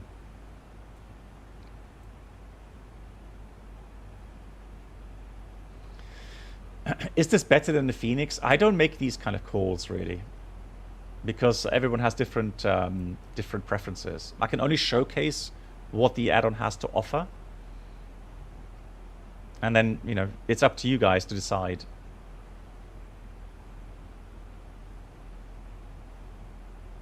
What I will say though, hand flying, especially again in the flare, hand flying definitely feels better here in the FSLabs. So let me quickly check the weather here. So we should have an ACARS message. There it is. So Vilnius weather 150 at 10, freezing 0, but at least no no snowfall. But overcast 2,100, 1027. So let me just enter that data there. Oh, hang on. 027. There's an option to get the keyboard working.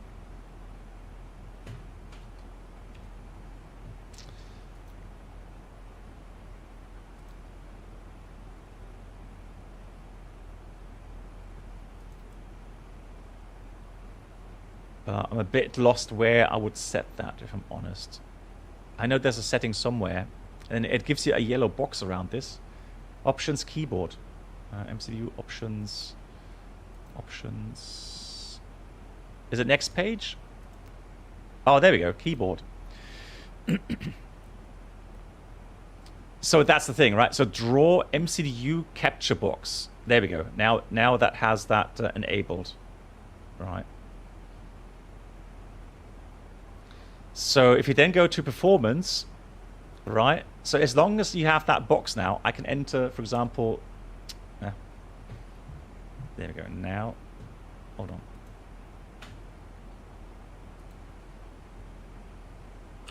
There we go. I can enter now the keyboard that data. So that's going to be 150 at 10. So again, I'm going to put this there, 150 at. Take that, so it's that 10, right? So you can type that in as well. But if that you find that annoying, you can simply disable that, and then it doesn't blink yellow. So it's up to you.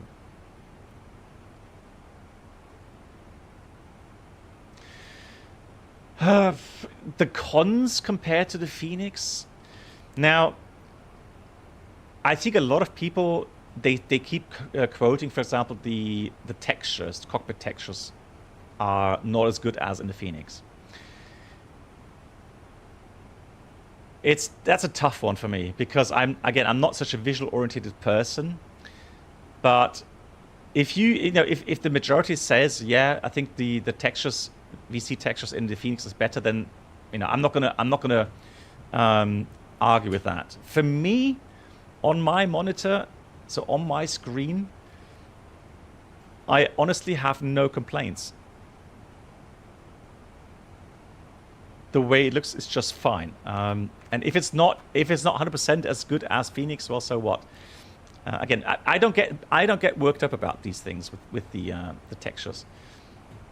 TV, that's true. I have a TV more than a monitor, right? Yeah. So again.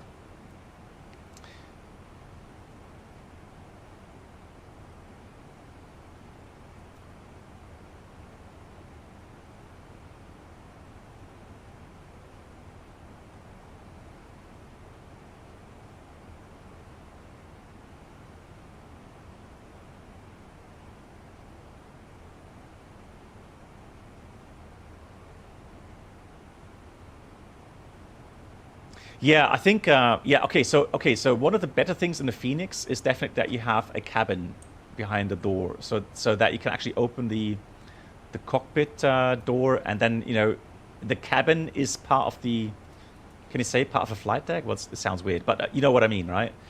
So here at the moment, I mean, they're working on it, but here at the moment, you can only get into the cabin from the outside view, right? But they are working on it, so I'm sure they will get that done as soon as possible.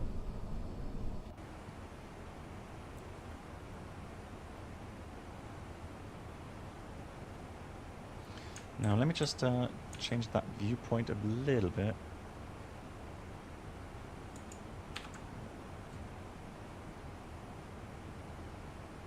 Yeah, that's exactly what I mean, right? So there's people that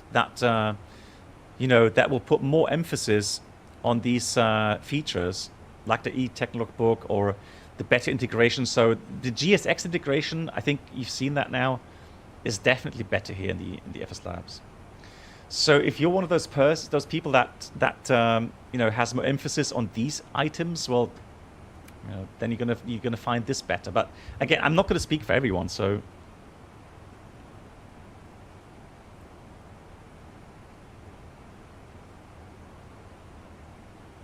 Yeah, so that's another thing. That's one thing I've noticed as well. So the VNAV, so again, I've not done that many flights, but from the flights I've done so far, I have a feeling as well that the VNAV path calculation is very good. So I've not really, so for example, with the, I think it's the A319 for the Phoenix, people are saying that they're ending up too high all the time.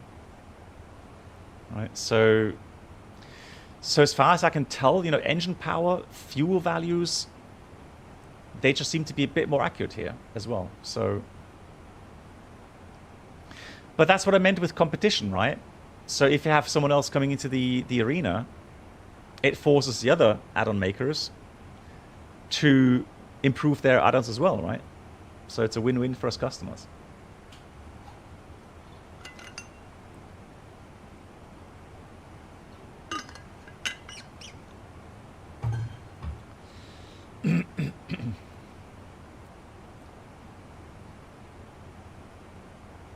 One thing, let me just check one thing though. Now, of course, it is very important that you have the wind data inserted, right?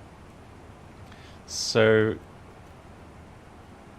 we have descent winds, and are these accurate? We're at 10,000 feet almost. Yeah, they look pretty good. So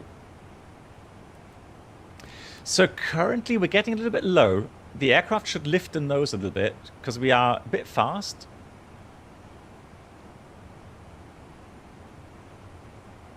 Yeah, so what I'm missing here a little bit is that the aircraft... Oh, because the autopilot's not in. Oh, I took the autopilot out, didn't I? It's getting late.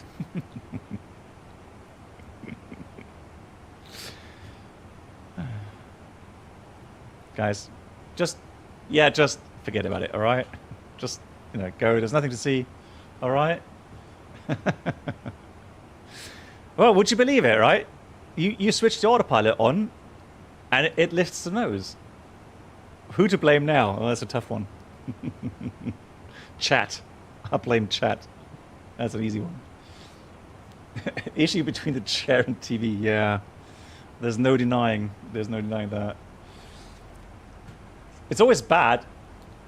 Yeah, so Katie, it's always bad, right? If you get caught and literally thinking, shit, right? I can't use any excuses here. But Katie, haven't you seen that as well, right? When we were first officers, I've seen it as well. Or now the first officers, right? And they're like, why the hell is it turning? Why, look, it's even commanding to the right. Why isn't it turning? And then you just say, well, just switch on the autopilot. And they're like, and the look on their faces when they realize how dumb they are. Not dumb, but I mean, you know, they made a dumb mistake like that. It's just so funny. There's always that look on their face like, darn, you know, I'm not going to get out of that one. Yeah, well, we all know the Airbus, you know, speech, right? So what is it? How do you recognize an Airbus pilot? He will say, what's it doing now? And how do you recognize an experienced Airbus pilot? They usually say, oh, look, it's doing it again. Right? So that's the difference.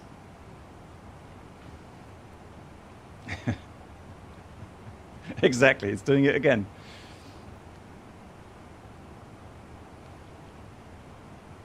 Yeah, I'll try to remember next time. VNAV only works with autopilot on.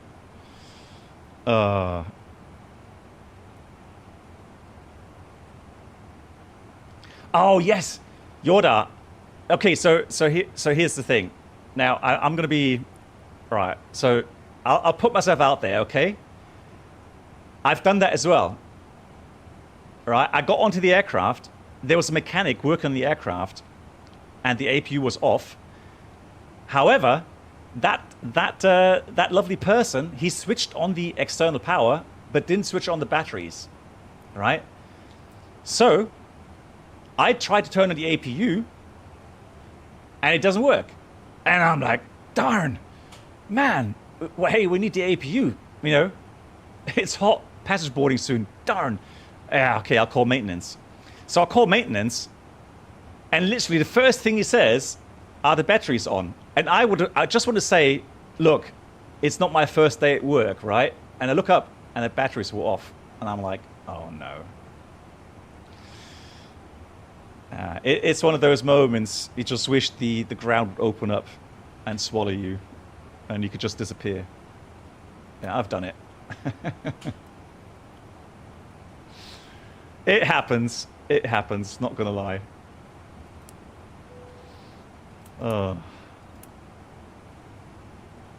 Yeah, we are humans. That's a good excuse. Ladies and gentlemen, anyways, where were we? Descend. So we've got carried away again.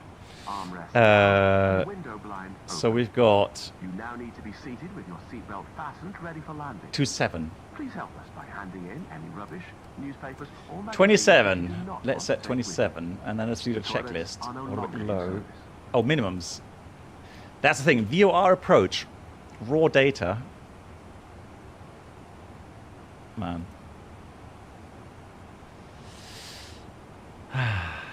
Oh yeah. So yeah. Well, hang on. Hold on. Oh, you Vikris. Oh no, you did not. You made a clip on that. Right. We actually got GPS. Now here's the thing, guys. Would you accept a GPS approach now with this? GPS is back.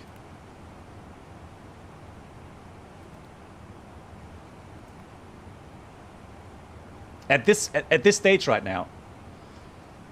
So we are already in the approach. We've briefed the VOR approach. Would you go back to RMP? Yeah, Airbus broker says no because it's too close to Russia. Yeah, what if it goes bad again? Yeah, I fully agree. I would not switch to RMP right now. I would just continue with that VOR VOR approach here. So VNO, just to make sure that we have both set. I am also going to set the inbound course, which is 186. Engine 90i is on, by the way. And we're going to get icing probably. So green dot speed is good. I like that. 186. Just confirm again. 186. Now it could be offset. Let me just check that in a minute. 186. 186.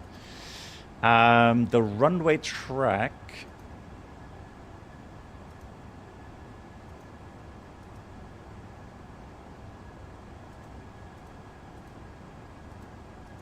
Oops.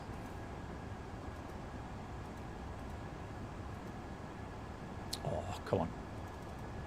Echo.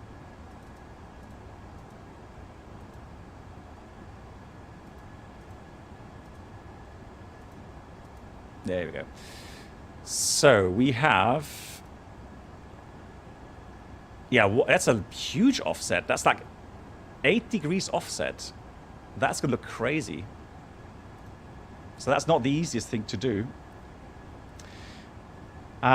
We've got a raw data indication. That's fine. Here comes flaps 1. So outbound on radial 016. That's pretty good. At 8.9, we turn inbound to intercept, and that's a huge offset. And the minimum is 1190. Yeah, status. Yeah, we damaged that on purpose, so that's seen. Remove. So we have the descent checklist, or approach checklist actually it's called here, isn't it? Here it's called the approach checklist, bow ref 1027 set, and we have descent here. Let's go down 3000. Oh, descent out blue 3000. So 1027 set 3 times. Seatbelts on. Minimum bar row 1190. Auto brake low, and engine mode selector is normal. Now we have a long runway, and we can only leave pretty much at the end, if I remember correctly.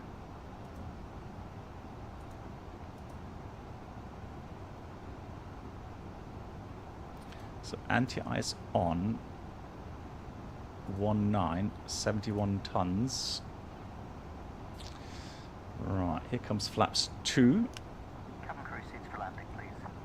Now, it does calculate a bit fast, so let me just enter the speed here at 09. Let me put 150 knots in there, so that way the turn is calculated a bit better. So automatic low 2,650 factored, and we have a total available for 2,500. So we've got to take medium actually. We have to take medium. Right, there we go. So automatic medium, engine mode selector is normal, and that's the approach checklist completed. Right.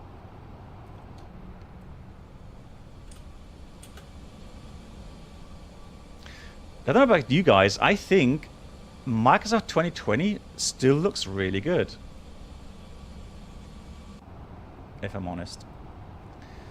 So 8.9, there it is. Here comes the turn.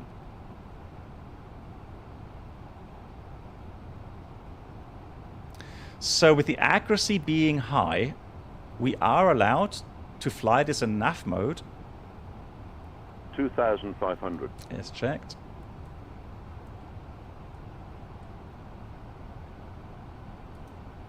But we have to have raw data indications on there as well. So 8.9, we're going to send down to 2,700 in a few seconds once we are inbound. So if you want to do this all out, you can do this in this mode. First officer has the nav mode. I can go in the Rose mode, Rose VOR mode.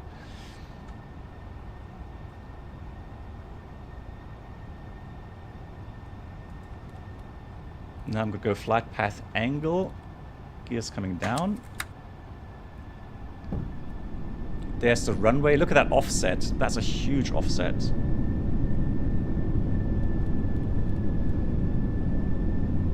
Right, I'm going to go track FPA now. 186. And then we descend out of 6.8. Is that correct? Yeah, 6.8. We descend out of 2,700. Flaps 3.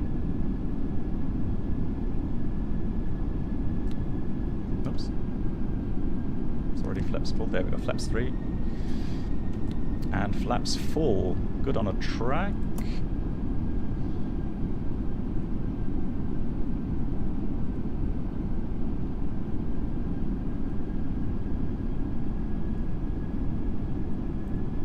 Yeah, look at that offset. Crazy.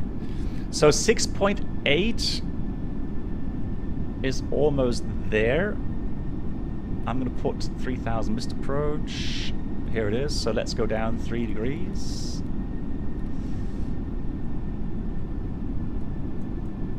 Yeah, 3 degree down. And we've got cross-check altitudes at 5 miles, 2,130. And a missed approach takes us 3,000 feet. Fantastic. Back to the VOR. Right turn. Right, there we go. So 5 DMEs, 2,130 we said as a cross-check. There it is. Landing checklist. Eco minimum landing no blue. Assume we're clear to land. Engine ITIs. We can take that off for now. Although I'll leave it on. I'll forget. If I go around, I will definitely forget. 5 miles, a little bit high, I can see that now. So let's correct that, 3 degrees.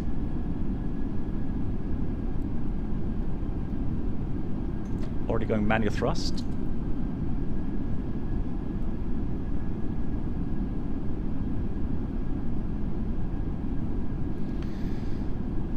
So we have 4 miles at 1810. We're still 100 feet high, so I've got to do something now. A little bit. It says too red, too white, but assuming that QNH is correct, obviously. It's quite a fascinating approach, assuming you break out at 540 feet above the ground. 1,000 is checked. So we're still tracking quite nicely. That's fine. And your flight. So now that we have the runway inside, I'm going to switch the flight directors off. From here on, it's a visual approach. 100 above. Yeah, the runway is inside. Clear to land.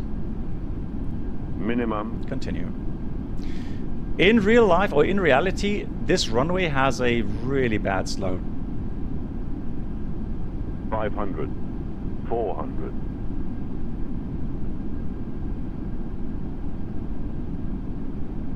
300. 200. Oh, bit of lag there. That's scenery lag. Yeah, this was a bit too flat for the scenery itself, which is a shame, but that's just the way it is. 100. There we go. 50. 40. 30. 20. Retard. 10. 5. Oh, come on. Right, it's a bit shame that scenery lags there. Right, let's go. Come on. Spoilers. Reverse a green and decel. Yeah, brake medium, we can see here. Well, that's fast.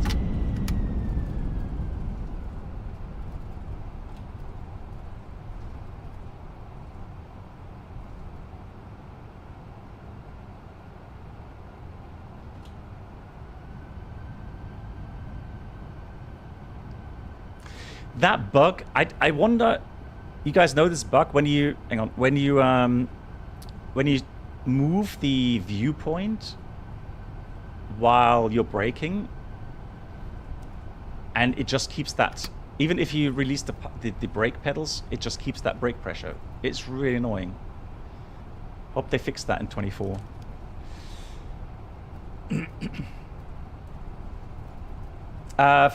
Fight EMT, thank you so much for the raid. Welcome everyone.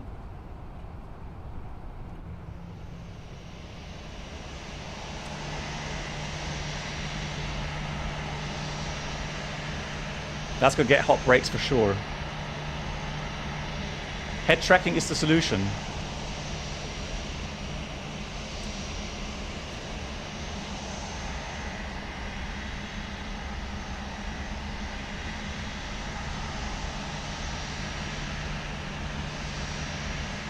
Calls or internet access may now be used. Please make sure that you take all your personal belongings. Really, with Concord you. King, you have that in 24 as well. Oh my god. Underneath the seat and in the overhead lockers. Do take care when opening the lockers in case anything falls out. Smoking is not permitted. So, Fighty, you were in the other sim in the other A321, so the Phoenix, I assume. And look at New Brisbane. How's New Brisbane? Ground crew will help you complete your journey. I hope it's a nice scenery.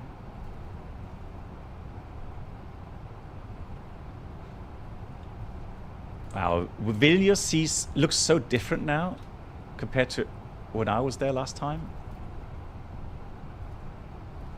So the surrounding author is outdated. Yeah, probably is. Yeah.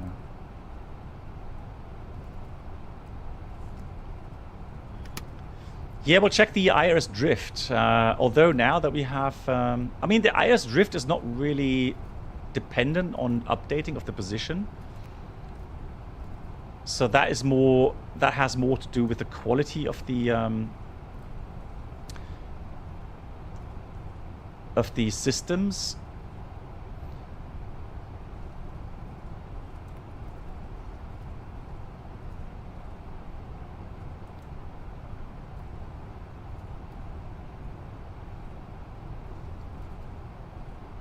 Oops. So there's two that have 0.6 drift, and the other one has 0.2, so not too bad.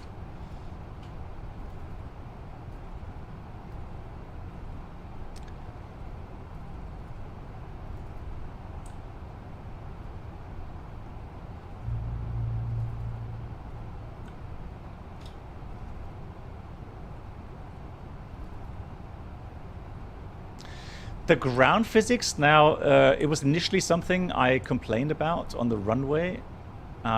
It has improved.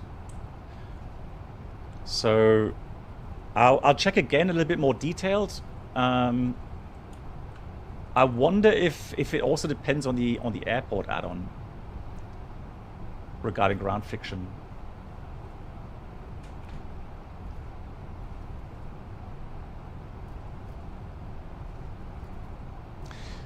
Yeah, so Alex, apart from the two little lags there I had, but that was due to the scenery. Yeah, the inputs, I find just, you know, the inputs here, they are nice, you know, deliberate, and then the aircraft reacts very predictable.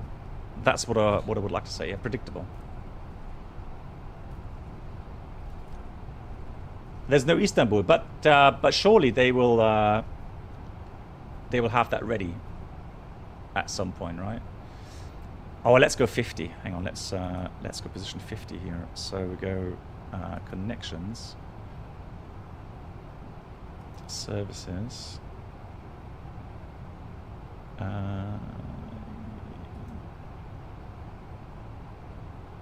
What? Hang on. No. Is it under ramped then?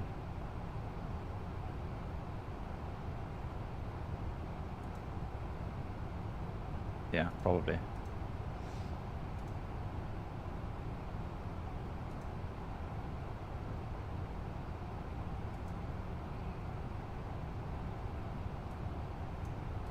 Let's do that. All right, cool. So that should then, yeah, there we go. So for landing or after landing, make sure we have the radar off, the windshield system off. That's the after landing checklist completed. Let's put that off. Let's start the APU. I think we've got everything now. Now I remember this position really well because it actually slopes down quite steeply. And on the real airport, you actually have a mirror somewhere here. And then you dock or you park yourself according to that mirror, which is quite funny. You can see the letters there all reversed, right? So you can read them in the mirror. Oops. And then you just wait until you see the nose gear stop or get close to the correct line. And then you just stop.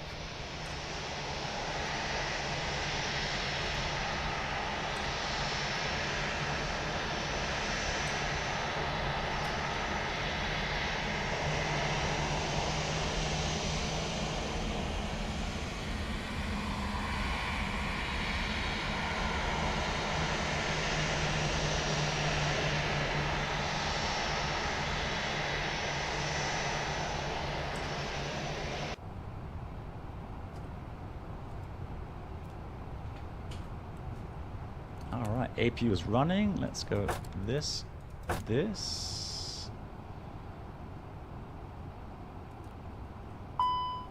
Spooling down. Let's do that and that. Captain Crew, thank you very much for your hard work today. Your doors are clear to open.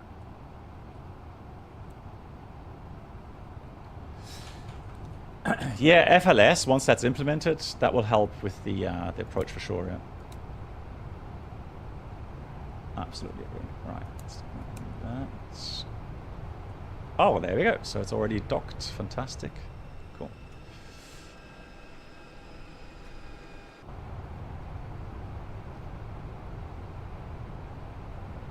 Yeah, so the thing is, so I don't have DLSS. Right, so I'm using TAA as the anti-aliasing. I am using frame generation, right? But I'm not using DLSS. Yeah, because it makes things blurry.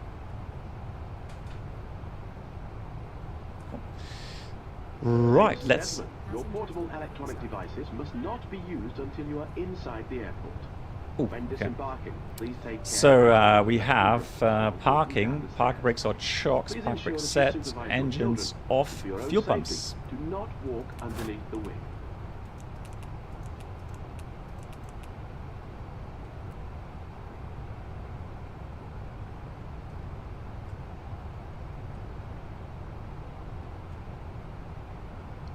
Yeah, so I'm using VSync as well, correct. Yeah, cool.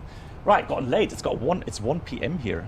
Good thing I don't have to go to work tomorrow, so there we go.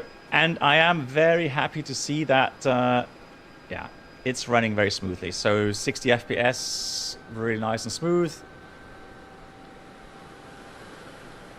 So I only have to worry about my other hard drive. So something's wrong there. But anyways, cool. That was a very nice flight. Thank you so much for watching, everyone. Even though it's gotten very late, apologies for that. Let's have a look at the last questions. I have no idea. There's no time plan yet regarding release for 2024. They're trying to get it released first of all to 2020, so be patient.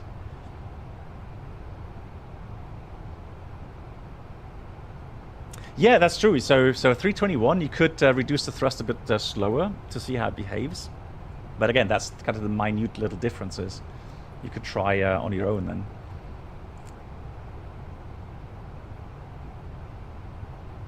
then. So why is the 777 APU generator is on even if APU is off? I think that's your system logic, Josh. So they would only close that breaker if the frequency and the voltage is correct. Hey, Empty Cross, nice to see you. Glad you liked it.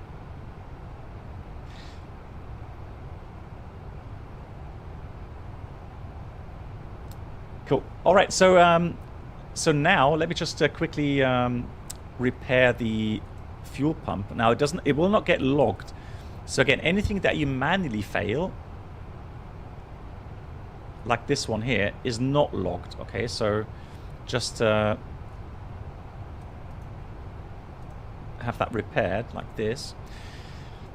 And then so after the flight I would check, you know, is everything still in order?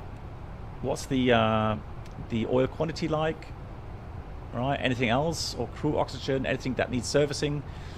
And if there's nothing to enter in the electrical logbook or into the logbook, I will do that. Close the flight, send it off. Oh, one more thing I want to check here real quickly.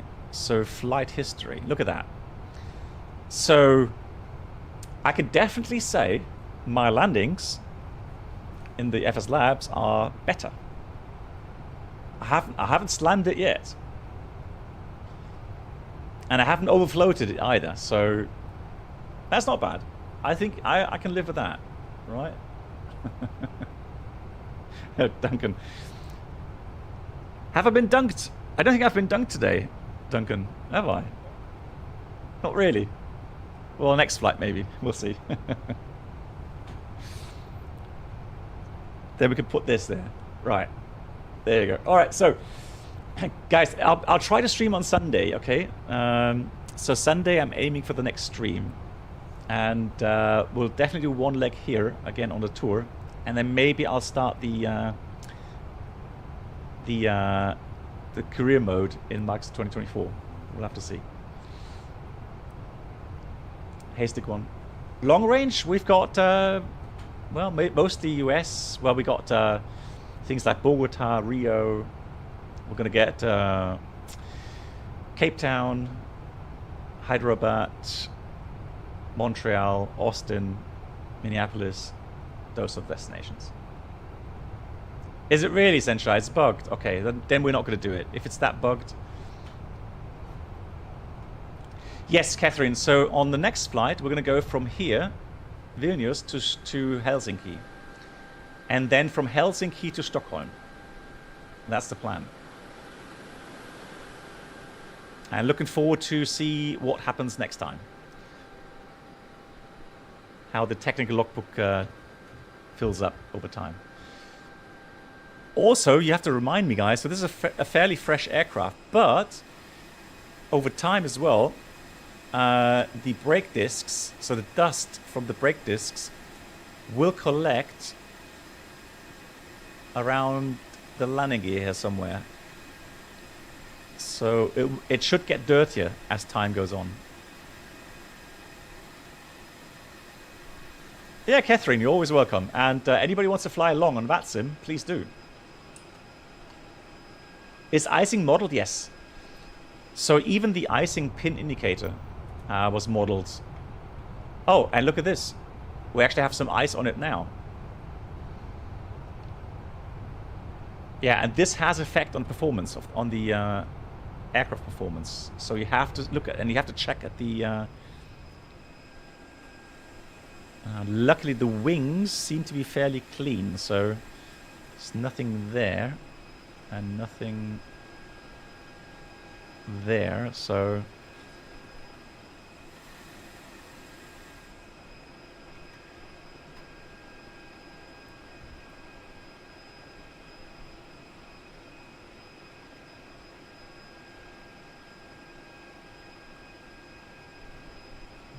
Yeah, Ilka, that's what I hear a lot as well, yeah.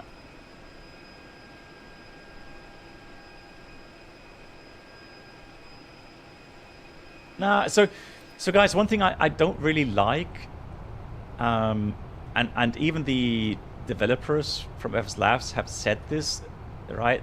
They don't see Phoenix as competition in the sense that, you know, they have to fight them, right?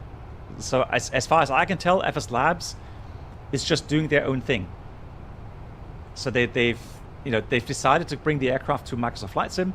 They have thought about some new ideas, some new features, and but yeah, I mean, so we have two very good add-ons, A320 add-ons, then in Microsoft Flight Sim, and we'll see what what the future brings. Yeah, I see the same. So more options, more competition. Good for us consumers. Cool, guys. Thank you so much, everyone. My dear moderators, this is for you. Big round of applause. And so thank you so much, guys, for all your hard work. Making sure the stream is nice and positive, peaceful. You go to sleep. So see you Sunday, guys.